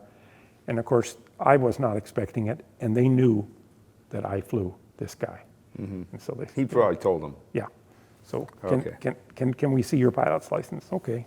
So I showed him my pilot's license, which is basically a medical. Yeah. It's not a license. It's Yeah. just a license to learn. Yeah. So they, what about this? Well, you can't hide anything from them. Why try? I wasn't my point. Yeah. So I told them what I did and stuff like that. So okay, you'll be hearing from us. Okay. That's assuring. So, they look into me. Yeah. They look into what the incident, and they call it an incident. Yeah. So they call me and say, hey, we're going to suspend your license, your student pilot's license for a year. Okay. So I can't even take flight lessons for a year. Wow. So I said, well, I'm going to see if I can't, I need to talk to him about this. Yeah. My intentions were not that bad. What I did was a poor choice, but Yeah. those are, it's Alaska. Yeah. No. We're totally. talking, we're talking early 90s. We're still, people do things that are crazy Yeah. and wild, right? Well, that was early '80s, right? Because you said you learned in '79. I did. I was learning in 79, but I didn't get my license until like 1980. Yeah. Okay. Okay. So we're talking early 80s, Yeah.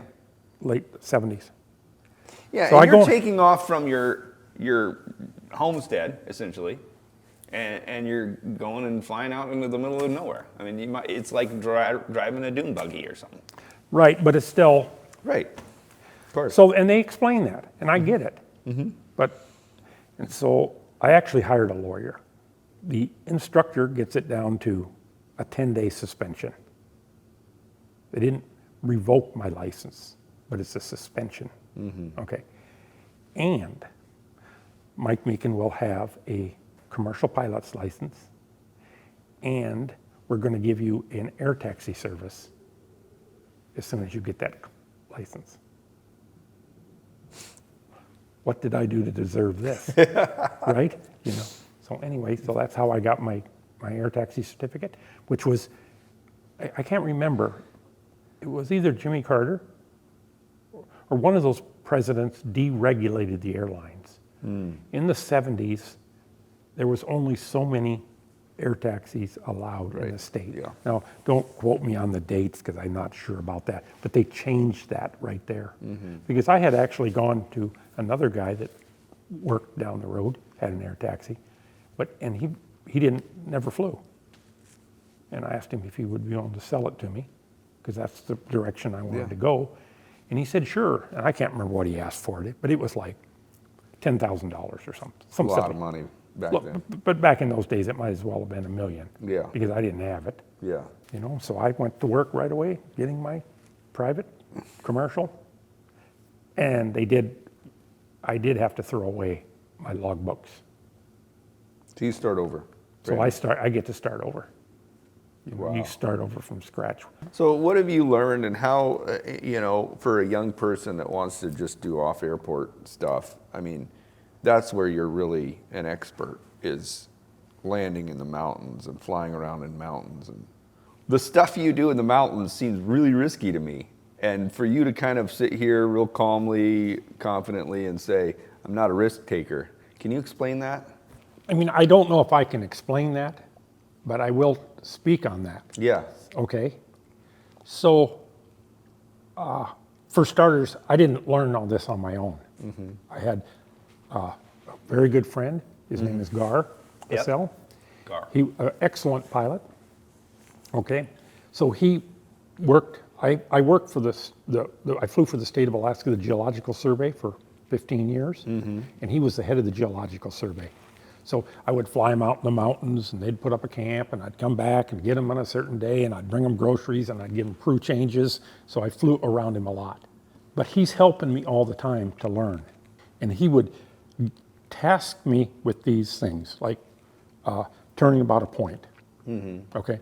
So if you're flying an airplane, operating a crane, or whatever you're doing, you can't wait and correct the aircraft after it's already made the motion change. You have to, and you can't think about what you're doing. If the plane starts to do this, you do the counter reaction to counter what it's doing, or you're behind it, you can't do it. Yeah, you got to be ahead of it. Okay, so when you're on, yeah, exactly, you always got to be ahead of it. So you have to practice these maneuvers until, especially a turn about a point, if you're turning about this point, you can't even think about what you're doing over here. You're thinking about how the plane is reacting to the point. Make sense? Yeah. So if you're thinking, oh, I need to add a little more aileron, or I need to add a little more rudder to correct this thing, no, you're way behind the curve. So you have to perfect that. You have to keep doing it until you can perfect it to where you don't have to do the reaction. Yeah.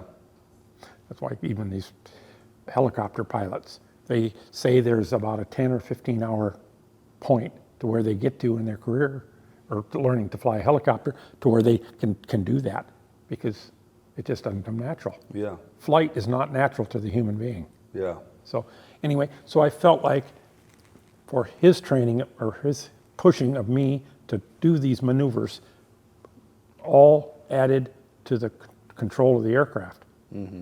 Like sometimes I feel like I used to tell my wife that my airplane was my time machine, because you get in the air and you make this turn and you go around and fly over the top, you know what I mean? Or you go around here, or you avoid this, or you do what I mean? And all of a sudden you're thinking, what did I do? How did I get here? How did I get here? It's like driving a car to work.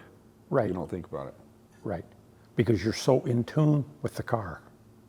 And yet the same way with flying. Eventually, if you fly enough, Gar, son-in-law, several other people in my life have came to me and said, I just want to fly. You can't, let's say, I'll use you an example. You will get bored stiff if you just go out and try to land on a runway 30 times in a day with 30 different loads with 30 different wind conditions. What do you mean you get bored stiff? Well, you wouldn't do it. What are you going to do? Unload bricks? Take one brick out each time? You know what I see mean? what you're saying. So they wanted to come to work. I have several jobs that demand repetitious flights. I've had people, a very good friend of mine, a mechanic at the Palmer Airport, he said, Mike, I just don't see what you see in it. He said, I'd get bored stiff about the second day. He said, I've made 70 loads on one project, on one strip, hauling people and or freight. In one day? No, not in one day. Okay, You can't. Got it. You can't do it that much in a day, but it's very repetitious. Yeah. You come in and land, and this car that I speak of, it always amazed me. It amazes me today. You could take two 6-inch pieces of surveyor's tape and lay them across the runway, and he'll put his tires in between those tapes every time. Not just one time, every time. That's mastering the airplane. Yeah. And that's what you have to do, in my estimation, to be good at bush flying. Yeah. And so you did that up until the time you started hanging out with him and getting that sort of mentorship from him. Was your flying different? Because it sounds like you. Well, you're in your learning stages, so yes, it was different for sure. And at some point, like, did you sort of transition to going and doing harder strips and kind of progress along that way? Do you remember how that worked? Working your way up. I think the other things that I used to do that a lot of people don't have the luxury to do is being able to pick their time. Because I lived at Sheep Mountain. That's where my home is. I was born and raised there. Yeah. Okay. So I know, or I feel like I do, the winds are going to be such and such. If there's places that I've spent years before I ever landed. I've got a couple spots that I've never landed yet that I'm going to land. Will you tell me about that? Well, because you're waiting for the ideal situation. Because you don't want to take the risk. There's a big boulder here, there's a big boulder over here, and if you don't get between those boulders, it's not going to go well. So you have to wait until the conditions are just right. Maybe a 5 to 10 mile an hour wind on your nose, and it's not a bouncy wind. It's just a good solid wind. You can come in and land in 50 feet. So you'll go and sort of look at a spot day after day. Maybe every time you go by there, maybe you circle it and look at it and do a pass. And it's like, well, today's not the day. Today's not the day. Huh. And I have several strips, and just, you know something? This isn't something I can come and go at will. To be an air taxi operator, to offer it to you, to haul you in for caribou, I have to be able to go in and out at will. Now maybe there's a load or something that would be a little more than what I could do today, so I just lighten that load up. I make 2 loads out of it, and you get to pay for 2 instead of 1. You know, no big deal, right? But that's to, not to use it day in and day out, it's got to be a certain. It's got to have certain criteria. Or there is strips that I will say, I'm only going in the morning. If I'm going to haul you in for sheep on this particular strip, we're going in. We're going to leave here at 6:30 in the morning. And if you don't show up until 7:30, you're out for the day. And I don't know when I can schedule you again. In other words, what I'm saying is, this is the only time we're going into there. You know. Sure, yes, you might be able to do it, but you got to fly all the way over there, and then you got to fly all the way back if you can't land, and then you got to turn around and do it the next day. Yeah. You know, I bent a gear on a couple years ago, and me and Matt were flying, and so we have a hunter called in and said, "Hey, we're done." He texted and said, "Hey, I'm done. I'm ready for pickup. I'm on the strip, so whenever you can get to me in the next 2 or 3 days." So I'm coming back empty that afternoon. Beautiful afternoon, sunny, no wind, beautiful. And so I hollered at Matt. I said, "I'm just going to run over and pick up." Yodi, whatever. Yeah. And so I come in there, and there again, it was super overconfident. I knew there was no issues with this. And you're landing on a ice, and it's just a ridge. It's ice. Glaciers have ridges, just like the earth. And so they're round like this, and on the top, they're nice and smooth, but you got to stay on top. You can't get this airplane down over here. or you can't go this way on it, because then you got a high wing, and any wind, there's always some wind blowing down the glacier and stuff like that. And so I just went in there, just slickering the whistle, and sat down, and there was about a 30 mile, and you don't feel these winds sometimes, I'm serious, because they're just so smooth and constant. And I come in and landed, and the plane started to skip sideways on me like that. Well, the corrective action would have been just to jerk it back off the ground, and nothing would have happened. Came back around, checked the wind, been a little bit more precise about what I'm doing here. I was just being complacent. And I kept it on the ground. I kept saying to myself, I can deal with this. This is not bad yet, right? And the gear caved in. It broke right where the lift, or the cabane, Wow. that strut Just comes side down loaded off. or what? Just side loaded. Wow. And the tire rolled right up underneath the airplane. The airplane sits on top of the tire. Smooth ice. We come to a nice little stop. Plane's even sitting level. So I get out on the DeLorean and text and get a new gear. I know I'm going to need a couple bolts. Yeah. My little handyman jack with a pipe in it, picked it up. Believe it or not, hour and 15 minutes of back in the air, and away I go. But, you know what I mean? You still have to evaluate Yeah. what went wrong here, because this is not something that was, this is just a routine landing. And the hunter was a pretty nice guy. He came over and he said, Mike, what's wrong here? What happened? I said, well, it was a short circuit between the headset, I said, because, and he looked at it and we joked about it. And I said, we got new parts coming. They'll be here in 30 minutes. And we talked about that. And, he talked about his hunt, and he just had a great time. And he was a solo hunter and stuff like that. And loaded up, flew back out to the house and dropped him off, So he goes to pay the bill. And I can't remember what it was. Doesn't matter. $1,000 or whatever it was. So he gives me like double what it was. I said, what's this all about? I said, you don't need to tip me. I said, he said, no, I want to. He said, that was the most amazing thing I've ever seen. I'll say what he did for a living. He was a bellhop at a real expensive hotel in Anchorage, Alaska. And he said, I was really impressed. He said, because most people would have got out of that airplane ranting and raving about this and that and the other. He said, you just took it like, he said, I really appreciate that. And he said, I want you to make sure that you're here the next time I want to go for a flight. He said, That's because funny. Just your attitude was big to him. You know what I mean? But anyway, long story short, where we're going with all this is that you need to, let me see, I spoke at a state, it was a seminar for AIs years and years ago at the Anchorage one time. And some of the guys asked me, they said, what do you think is the most important mod that you have on your Super Cubs that gives you the advantage to do the things that you do? And I said, avgas. Without a doubt, 100%. I don't have to even think about it. Yeah. It's not a big tires. It's not tail wheels. It's not flaps. It's not anything. It's experience. It's that repetitious. Because Piper did a pretty good job. Both of my Super Cubs, except for a small minor alterations, are pretty much stock. And I don't think I've never flown Stock anything. means something different now, though, because I guarantee you have like heavy duty gear on all of them, right? I do. Yeah, and you've got, I'm trying to think of what else. I do have one of the Cubs. I've got a set of airframes. They were originally Keller flaps. Okay, and I have the VGs. Cub Crafters VGs. But all that stuff is sort of like saying a stock nowadays, because that's kind of the baseline.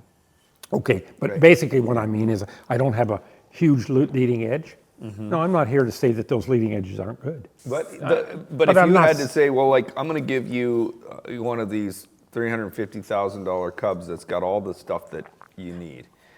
I mean, all the stuff you can dream of. And let's just take so-and-so with 200 hours and Mike Meekin with your stock Cub and just go do stuff. It's like, well, I'd choose the experience and the hours and the proficiency of doing that practice you'd talked about. You'd choose that over it. Yeah, generally speaking, what I've found, and I've got some very good friends that are in that realm of home builts and stuff like that. Just because you see a set of tracks down there, don't mean, I mean, there's a lot of 400-hour pilots that can land and take off where I can't Because their equipment. because of the equipment. Yeah. It ain't going to happen. It's just a no-brainer. They can get off the ground in 70 feet without having to work at it. And it takes me 250 feet.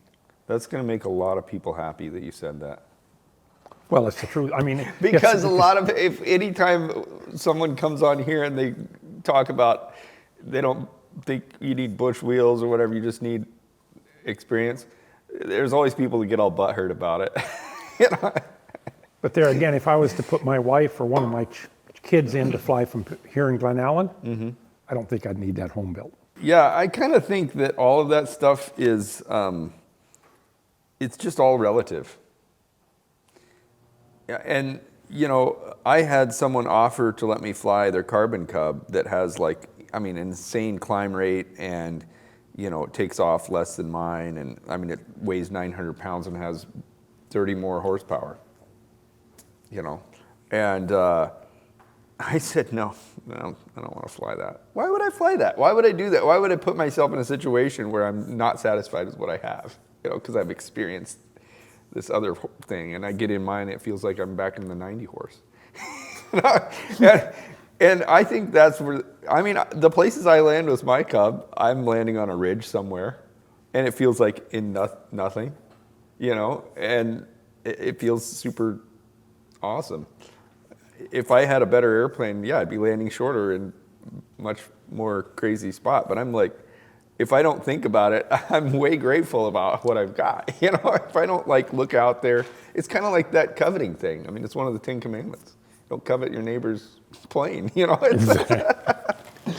Although I've looked at a few helicopters I wouldn't mind having, Right. you know, that type of thing. But no, I mean, it's. I don't think for the love of flight, for the love of just being out and enjoying the country, means that you have to get in on a short runway, at least for me. Yeah.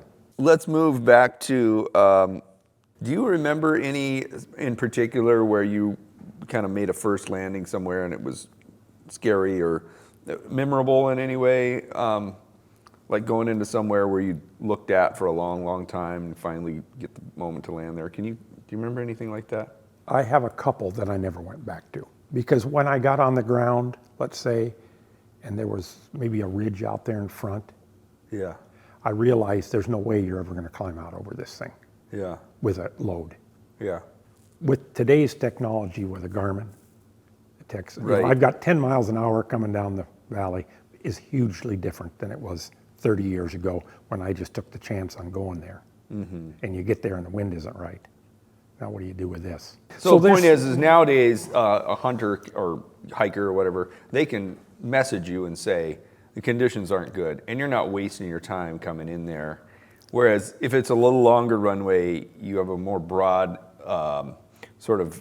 range of conditions you can do, and you could take the risks back in the day, even though you didn't know what the weather was. But today you could actually do a shorter runway because you know ahead of time. Exactly. Yeah. Yep. And then in the older day too, like with the guiding business, with guys that are flying, Yeah. maybe have their own guiding business or stuff like that. They are, I will go back to that risk management type thing.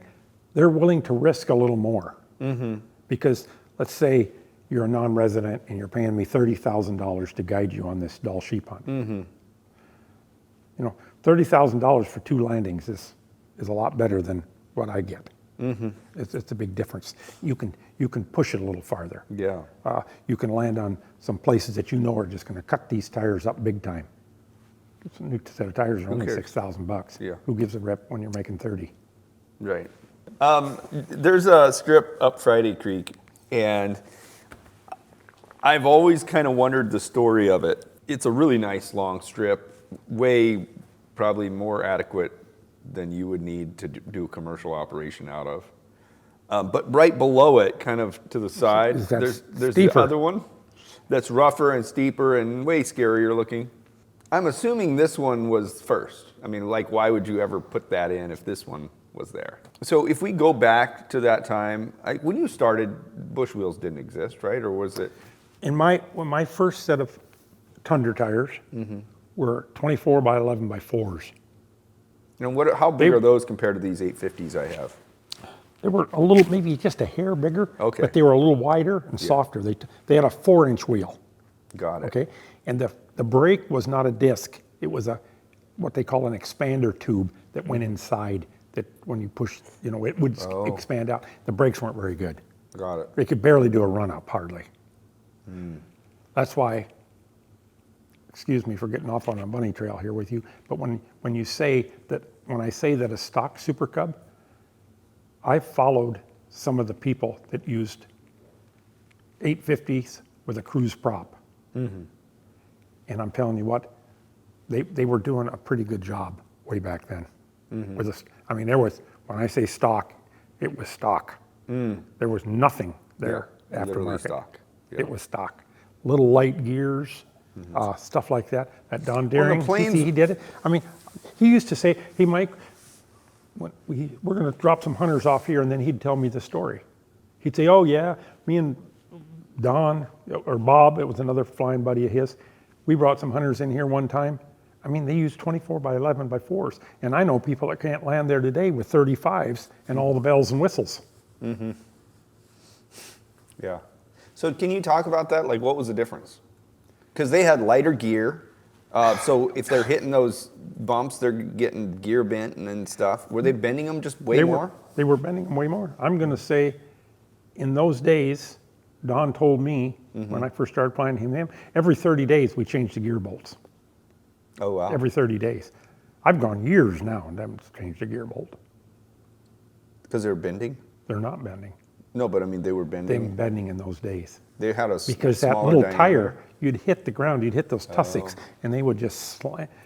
And I think they just spent way more time on the maintenance, on making sure that the tails, that's where some of the things that we have today came from. I bet you this Cub has got it, the boxed in the tail, all this stuff. I mean, I know a guy that works right across the runway over here that I helped him on one time. I landed, and that tail was 15 degrees off the center.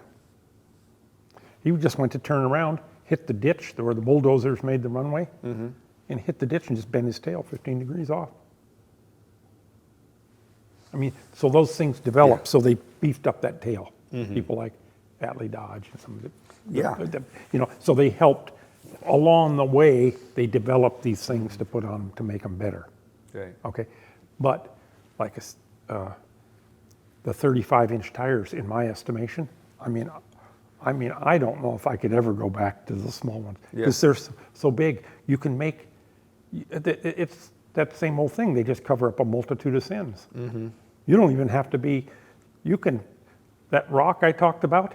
You can go over that rock that's the size of a football, and never know you went over a rock. Yeah. It's like, whoa. With 24 by 11s, you just rip the gear completely off it. See the difference. So were these guys just sort of, maybe I'm trying to imagine, and I'd like maybe you to provide some insight to me, because I've always wondered. I look at these strips and I go, yeah, we all know where these kind of well-known strips are in the mountains and go there, I mean, most of them I found, someone didn't show them to me. I was just flying around, go up this little valley. Oh, there's a strip there. So I check it out and I do the due diligence, flying down it and all this stuff, and land there. And it's like, yeah, someone put work into this, but I'm trying to imagine those guys, because I know it was like, if it's before your time, some of those. I mean, I know you put a lot of them in, but the bigger ones have been there, right? So these guys had those insufficient equipment, would be considered insufficient by today's standards. Going in there and then landing and then knocking the tussocks down or whatever. Can you give me some insight into that a little more, maybe? I suspect not all of them, but a bigger majority of them were built from the guiding community in the early days. So you think the horses did it? No, maybe? Well, horses. I flew for an old timer that guided in the Talkeetna Mountains with horses, and I think most of his though were pioneered in places that he knew a plane could land to resupply him. whether it was bringing horse feed or groceries or So he hunters in kind and of out. rides in there and then says, hey, there's a spot up there. Next time I'm up there, I'll mark it off. You come up and meet me or something maybe. Yeah, I mean, there's well-known names around. Yeah. Of people that had horses and track vehicles and airplanes and had the whole gamut. Yeah. And you can tell by looking at some of these strips, they spent some time. Oh, yeah. They either flew wheelbarrows in Yeah. and wheelbarrowed to cover up ditches, because sometimes that's all it took. And Yeah, then just couple some landings, ditches, yeah. like some of the strips that you've been on, that you've seen. You could see the tire tracks is what you've seen, and that usually takes a few trips, Right. because like strips that, like I say, in years ago that I didn't want to share with everybody, I would try to land a little bit different all Every the time, but you can only do that so long, and pretty soon it shows up. And I'm going to say a majority of us that do this type of thing, if you see a set of tracks, they can land. Sometimes that first, like we've talked about, that first landing is a little bit critical, because you don't never know 100% that there isn't some grass covering something, or Yeah. something like that. So, like up in the mountains where there's no go around, you're landing uphill on a box canyon or something, and maybe it's so steep and close to the end of the canyon that you can't downfly it. What does it feel like to go into something like that the first time that you've never? Have you done that where you're like, you've only looked at it from the air at a height, and you haven't really drug it, and you just kind of say, well, I'm going to go do it. Have you done that? I've done that. Yeah, a spot that I really wanted to get into. This is my day. Yeah. I've got a nice breeze blowing down river. I'm by myself. I don't have that much fuel on board. Yeah. I've got number 2 shovel around with you and a pick to do a little fixing up. But like a glacier is a prime example of that. You kind of have to go there and be there at the right time. When you say you're not really a risk taker, let's go back to that, and you're doing something like that. That is risky, but you're sort of covering up a majority of that risk just by what you said. You've got the shovel with you, you are super light on fuel, you're by yourself, the conditions are right. So Somebody you're knows where you're checking at. off all the boxes. Yep. Makes a lot of sense. Somebody knows where I'm at. I mean, I've been at a couple places a couple times that I looked down, that probably would go today. Nobody knows where I'm at. I don't even have a snack with me. I don't even have a water bottle. I'm not going to do that. Just let's say a freak accident, the tire decides to go flat that day. I mean, to me, that's just not being prudent. That's such a great point, man. I landed one time on a strip, and we're standing there, telling the guy, "Hey, have a good hunt." Shake his hand. I keep hearing this. What in the beans is going on here? I hear, and my tire's going flat. It's like, holy, get out of the way! I got to get out of here really quick, But on those big Tundra tires, these weren't 35s in those days. It was 31s or something. But anyway, you don't taxi so well with one flat and one up. That wing's awful close to the ground. I mean, you just can't taxi. You just can't, on a little narrow strip, you just can't hold enough rudder and brake to get any airspeed with that tire flopping around over there. It's totally empty. So you're going to have somebody come in and get you, or So did you take off? I did not. Yeah. I cut the sidewall out of it and stuffed it with grass to where it was at least halfway up, and then put duct tape on it. Because what else are you going to do? It ain't going to hold air. You don't have a tire pump. And this is before you could just call Matt and Yeah, say, and say, hey, come and bring another tire, get over here, that type of thing. So you got to do something. Yeah. And then, believe it or not, it does okay. I've heard a lot of stories about guys doing that, stuffing their tires full of grass. You got to stuff it with, even if it was your sleeping bag, Just push a bunch get of something stuff in there tape it to shut. hold it up, because it won't, sitting down on the rim, it ain't going to go so well. You just can't move.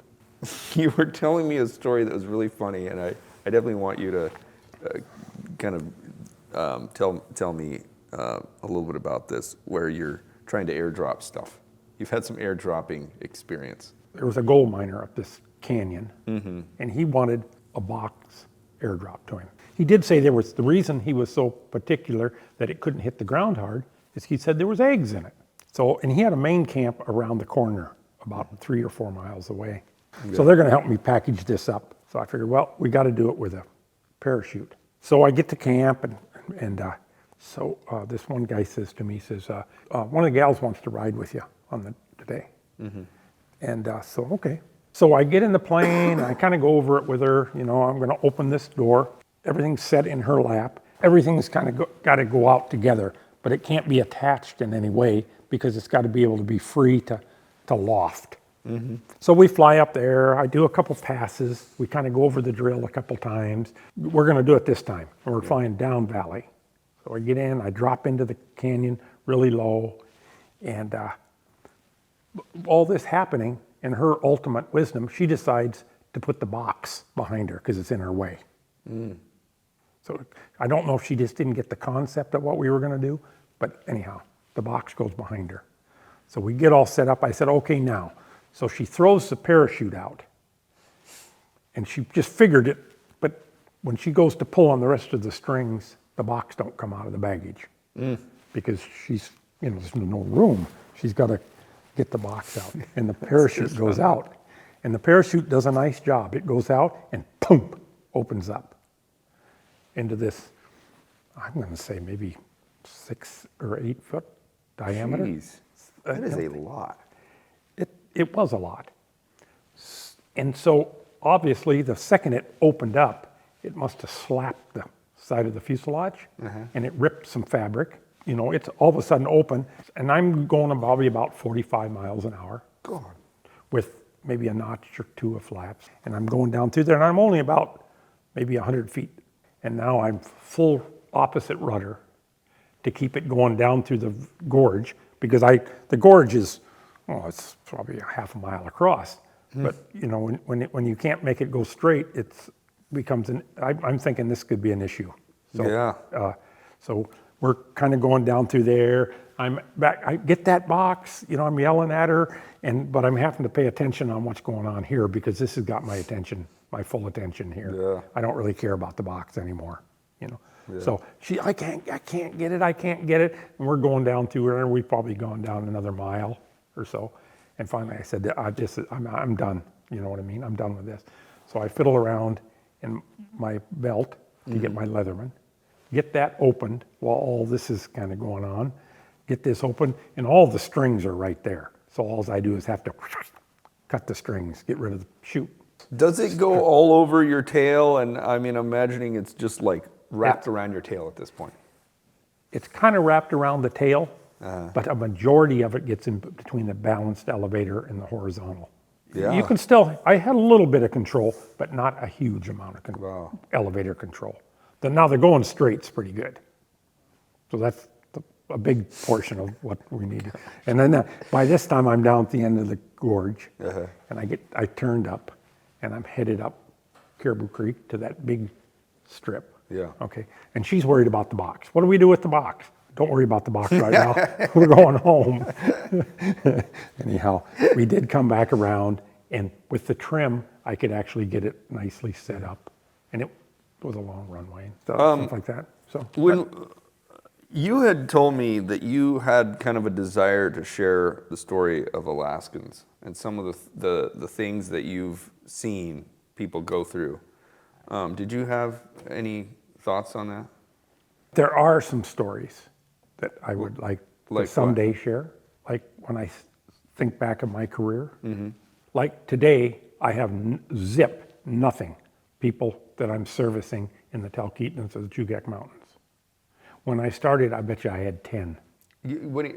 When there would be trappers out there that live out there for the winter. Oh, yeah. To take them food and pick up their furs and stuff like that. I didn't have huge amounts of it, but there were 10 lodges that had people that were caretakers for the winter. And they would get a resupply every month, let's say, with fresh groceries. And so they're really relying on you. Yes, and those were the neat, to be honest with you. It was a very exciting time for me. I mean, I flew a pregnant lady in that was in labor to Palmer one time.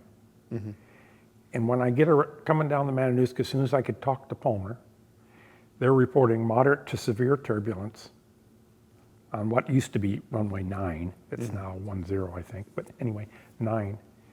And they said, VFR flight or just not recommended. We just had a Navajo or some big plane come in here, and he aborted the takeoff because it was too much turbulence.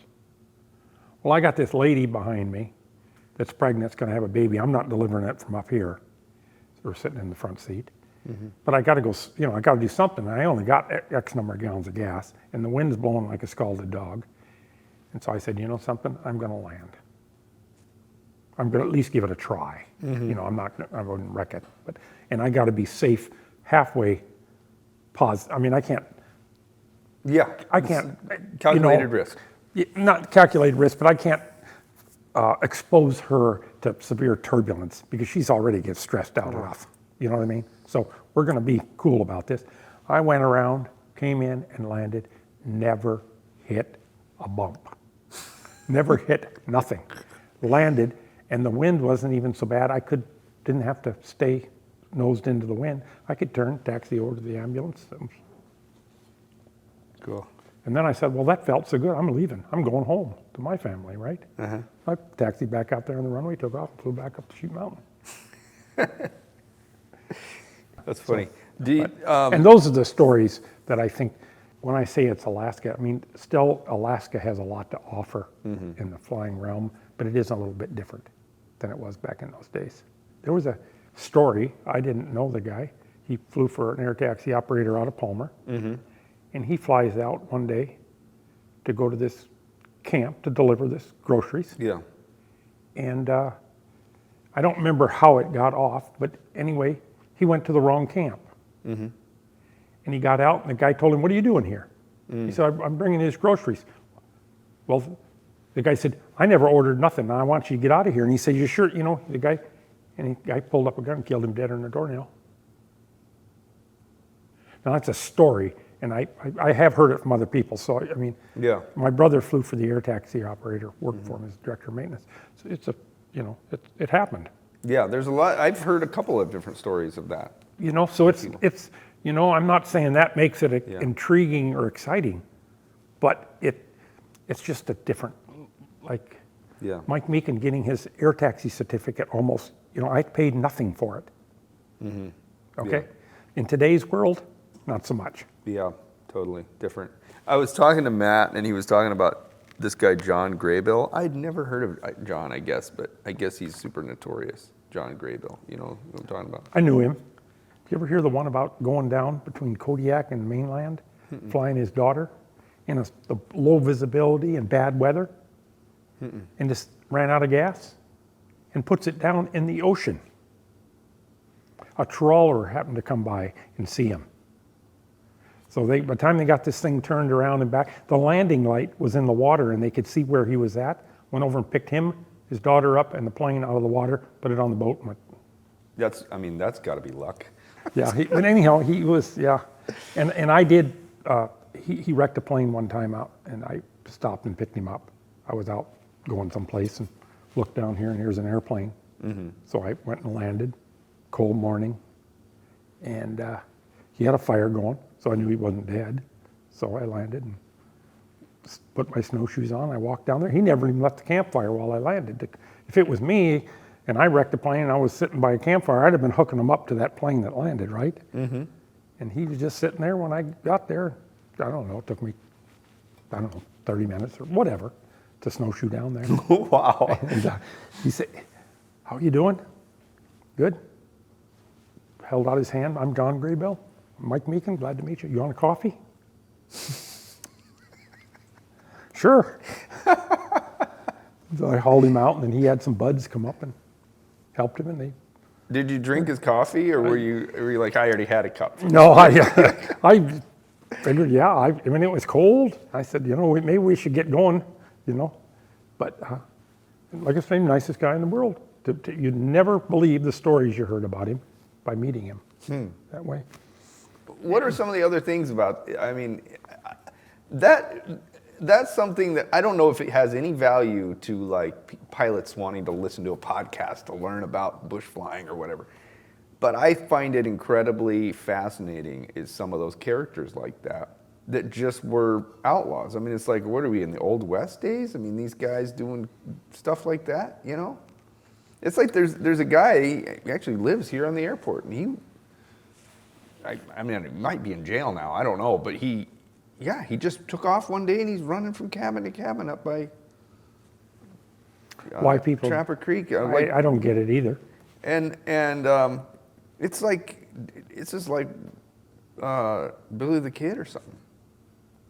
It's like, does that stuff exist anymore? Yeah, it does here, or it has in the last 20 years at least. Well, it always made me wonder about people like in this because I do a lot with hunters and game and stuff like Yeah.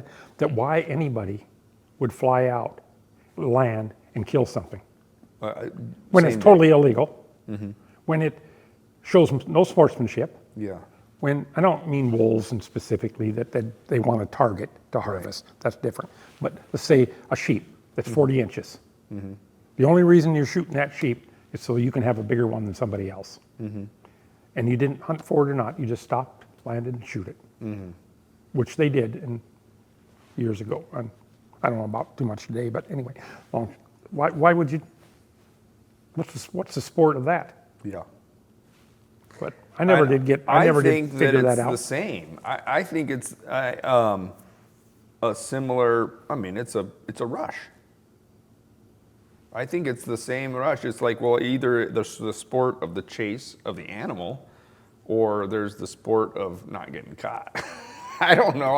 It's interesting to me. It is very interesting. Yeah, it would be to me too, because you're putting your airplane at risk. If you get caught, Yeah. you lose the airplane. Yeah. Fact is, there is a story with John Yeah. that they caught him, Yeah.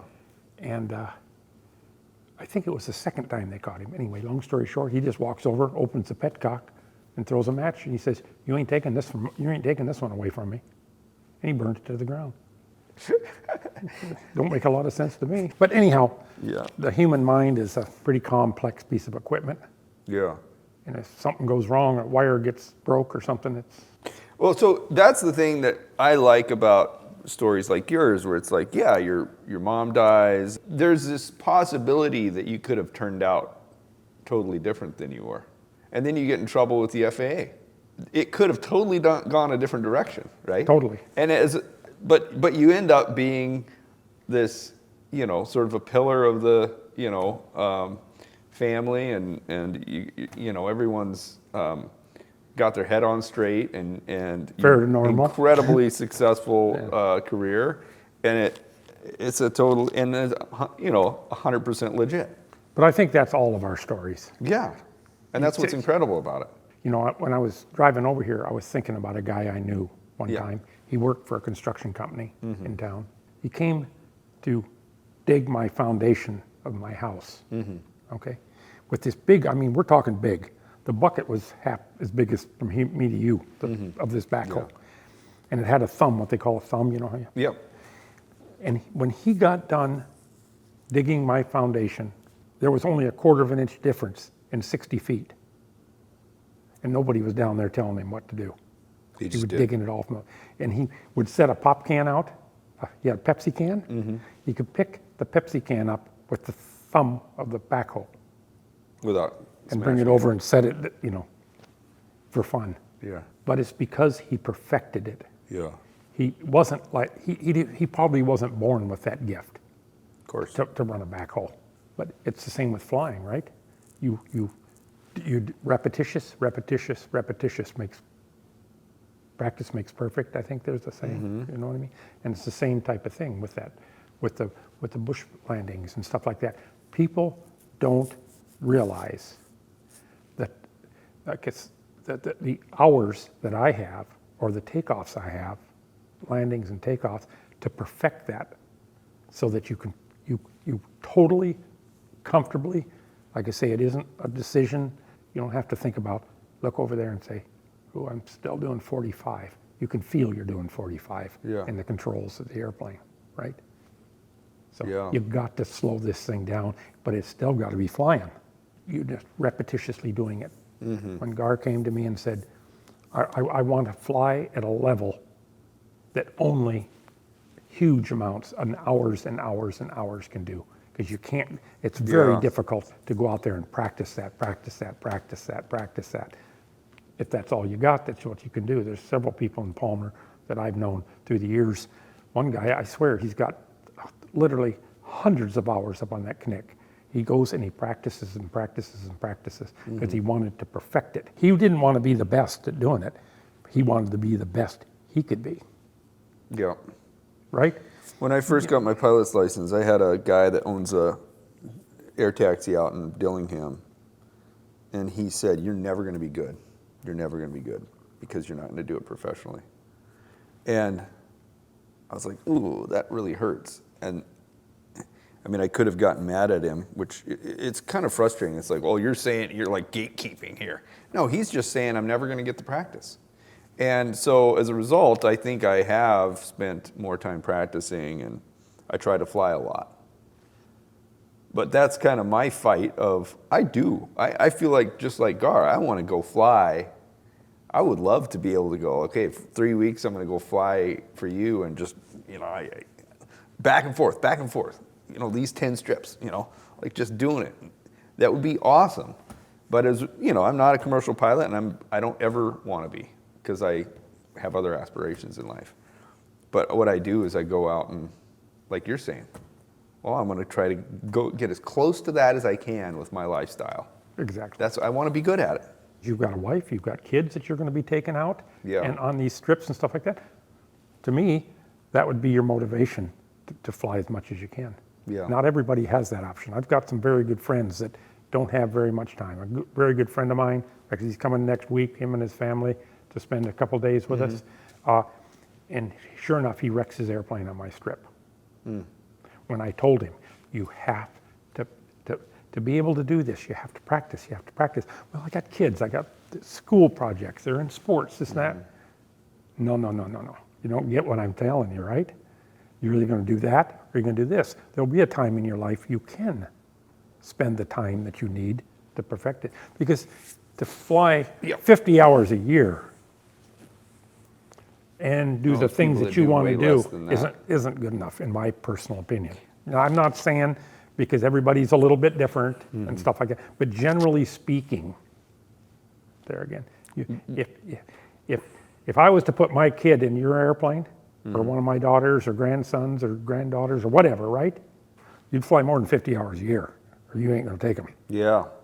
Right? I agree, and I think it's, there's some people say, oh, it's gatekeeping. Just because I don't have time to, and money to buy gas, doesn't mean I can't enjoy. I kind of am of that mindset. It's like, you either do it or you don't with aviation. You don't go halfway with aviation. It's like, it's a decision. It's like a lifestyle decision. Am I going to be a pilot or not? And if you're going to be a pilot, you fly a lot. If you're not going to fly a lot, wait till a different time in your life. Like, that's how I feel about it. And because there's so many pilots out there that don't fly that much, so they're all probably going to get offended. But I really do believe that. It's like I don't know what the threshold is hours-wise, but there's guys that put 200 hours and they've been flying for 20 years.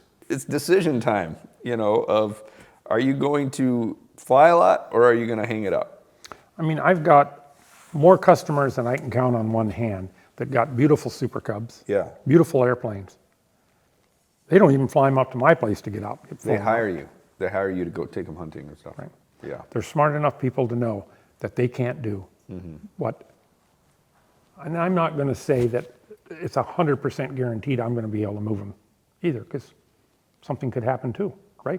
There's no guarantees just because you get in my airplane that you're going to, it isn't 100% you're going to come home with the flight. We could hit a bird strike, or, there's just so many things in this world, but the chances are better. Well, it's because you're more proficient at it. Your decision making on the weather, your everything, because you live it. You wouldn't come to me to have your heart worked on.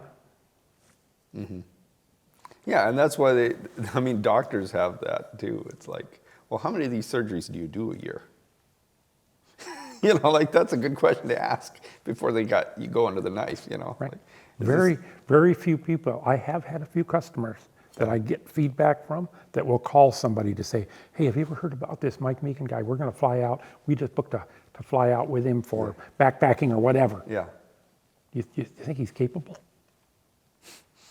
You know, the whiter the hair gets, the more or less they check, which, you know, good and bad, you know, that type of thing. But, you know, people, generally speaking, and I'll say this, you know, to some FAA guy that's watching this, I don't think I've ever had my license checked since they pulled it in 1990 or 1980. What are you saying? I mean, I could have gone since then till now and never had a pilot's license. I mean, I take it back. They do ask for it every year Yeah. in a photocopy to put in the books. Yeah. When I have to take a check ride every year, call a Part 135 check ride. But point is you could have like said, well, I don't fly anymore. And then, someone just comes in there trusting that you are. Yeah. I mean, nobody asked for that. Yeah. You know. Let's talk about that just a little bit because I hope you don't get offended by my question. But, you know, there's not a lot of guys that are flying as much as you, that have been flying as long as you, that are as old as you. I mean, you're not that old, but I mean. Thank you. A lot.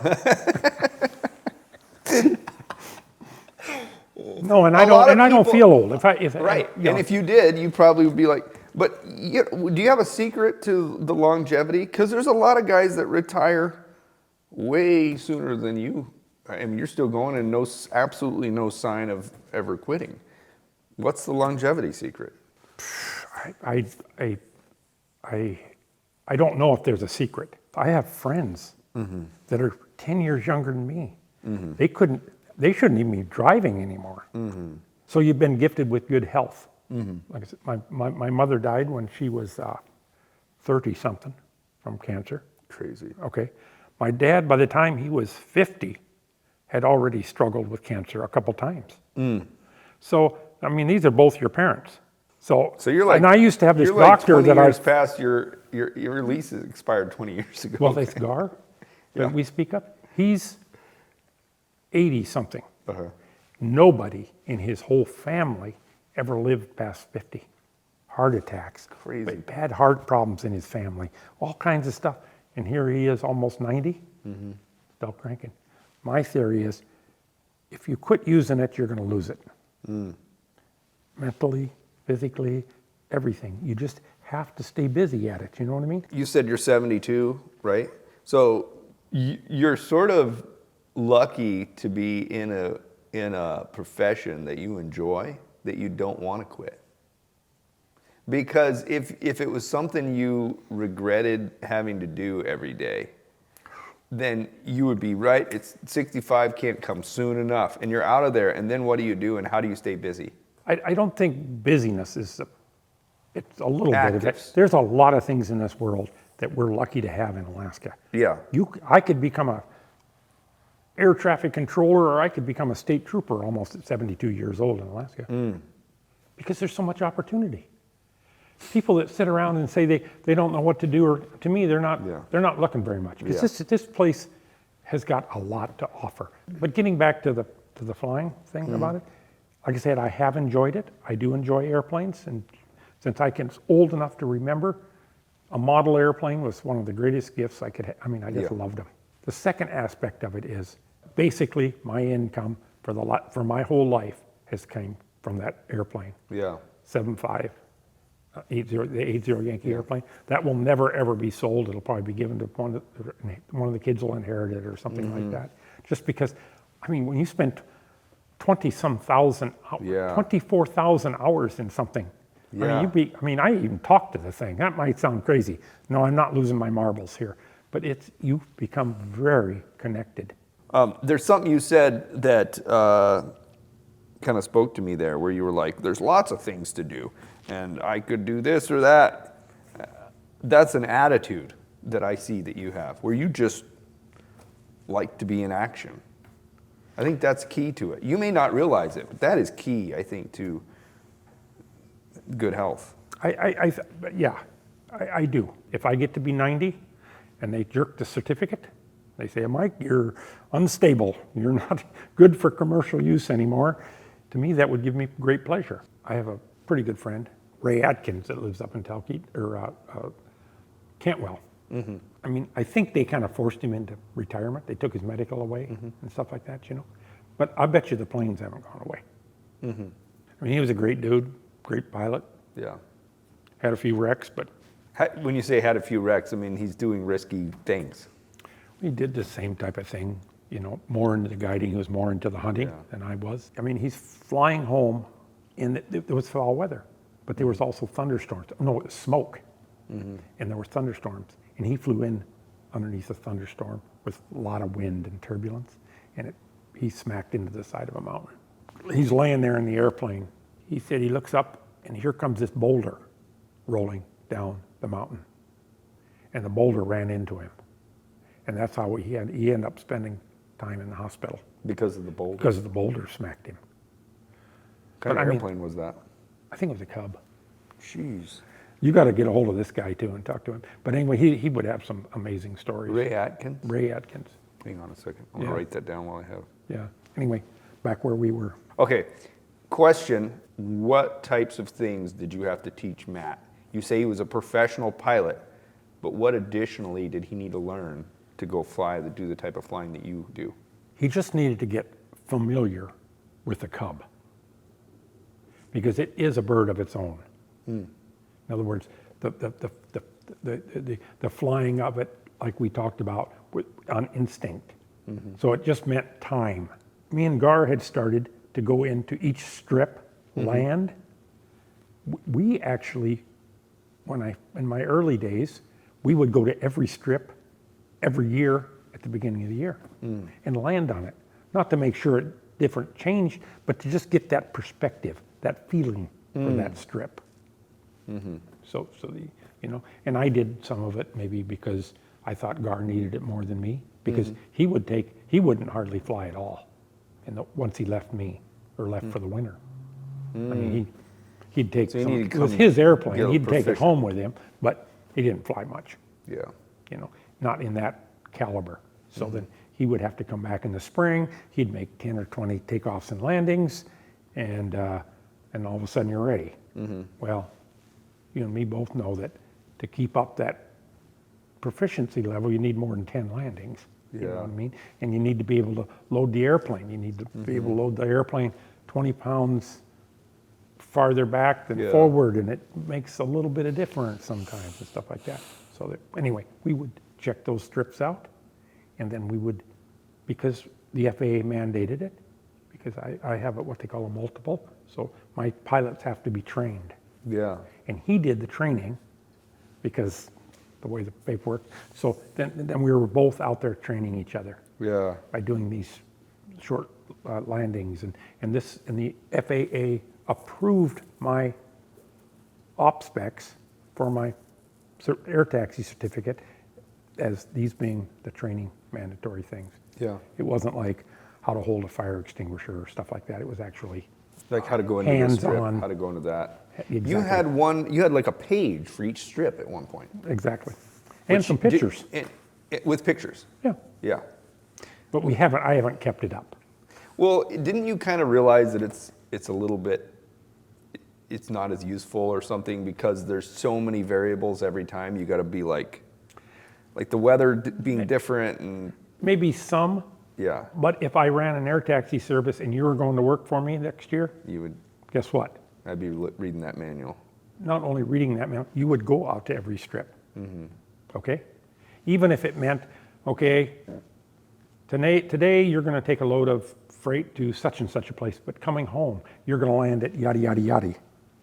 These 4 strips on your way back in the spring, when you're getting ready for all this, because I want you to be on that strip, because maybe next year we got a group of 12 backpackers to take in over here. And I want you proficient, and I want you to be comfortable with that strip. And when you go there and land on your way back, that was the way to do it, so I don't have to pay you to, you know what I mean? You got to keep the cost down. Yeah. Because it's expensive. That's right? what I was going to say. You're paying, someone's paying you whatever an hour to drop them off and pick them up. But then at the beginning of the season, you've got 50 hours of just going and testing out strips that you've got to like sort of Work that divide, in. work it into the exactly. cost. Yeah. Yeah, but that's why that was set up, was for training purposes for somebody new. And so each strip, I think that's another point to bring up, is that each strip has a different approach and a different, it's a lot, I think, correct me if I'm wrong, it's a lot like going into Southeast Alaska, where these super complicated approaches, where you got to go around this island and through this canyon, then turn and do, and then boom, you're on final. You didn't see the strip the whole time, right? I mean, there's stuff like this with each one where, well, this one you might come in a normal path, and this one you might be below it when you're on final or something, right? I mean, And they can be written down there. You know, experience on windy days, wind out of the north at greater than 20, you're going to experience some very turbulence on final. But when you get right in there, like my strip at my place on Sheep Mountain, there's days that the average pilot would abort that runway just slicker than a whistle. There's days that I would like to abort that. But I know if I keep driving right in there, by the time I get to the end of the strip, it's dead calm. Everything's peachy keen. And there's no go around. So you can see why you need to be comfortable when you're talking about coming in on the one that kind of faces into the mountain. Yeah. Like I say, I think it was a great, and this was Gar's doing. I thought it was a great learning tool. It gets them out there, it gets them the proficiency, and then it makes me more comfortable too. Because I decided early in my career also that I wasn't sitting behind that desk waiting for a bunch of knotheads to get back done with their flights. Because the pilot can be a little bit of a prima donna kind of a fellow or gal, doesn't matter. I think gals have just as much ability in this field, but you know what I mean? I just didn't want to be I didn't want to have to sit around and wait. You know what I mean? I want to fly. I want to be out there doing that. You know? And my wife, she wasn't going to do it.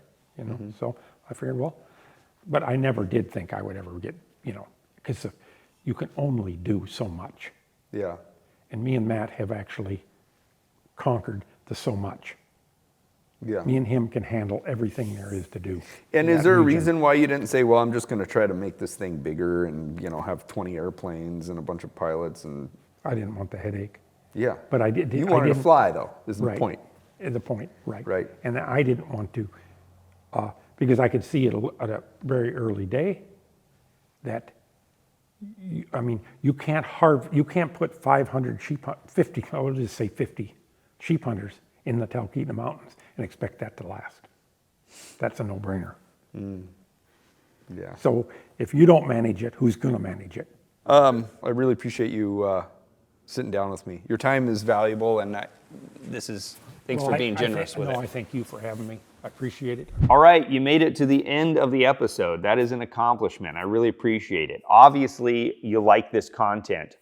We're constantly shooting new episodes, and we have a lot of episodes in the can that we'll be posting soon. So subscribe, ring the bell, and that'll give you a notification when we post new episodes. In the meantime, like this content, comment on it, let us know what you think. And if you want to support our channel, go to sportaircraftseats.com and get seats for your airplane. We really appreciate it. Thank you.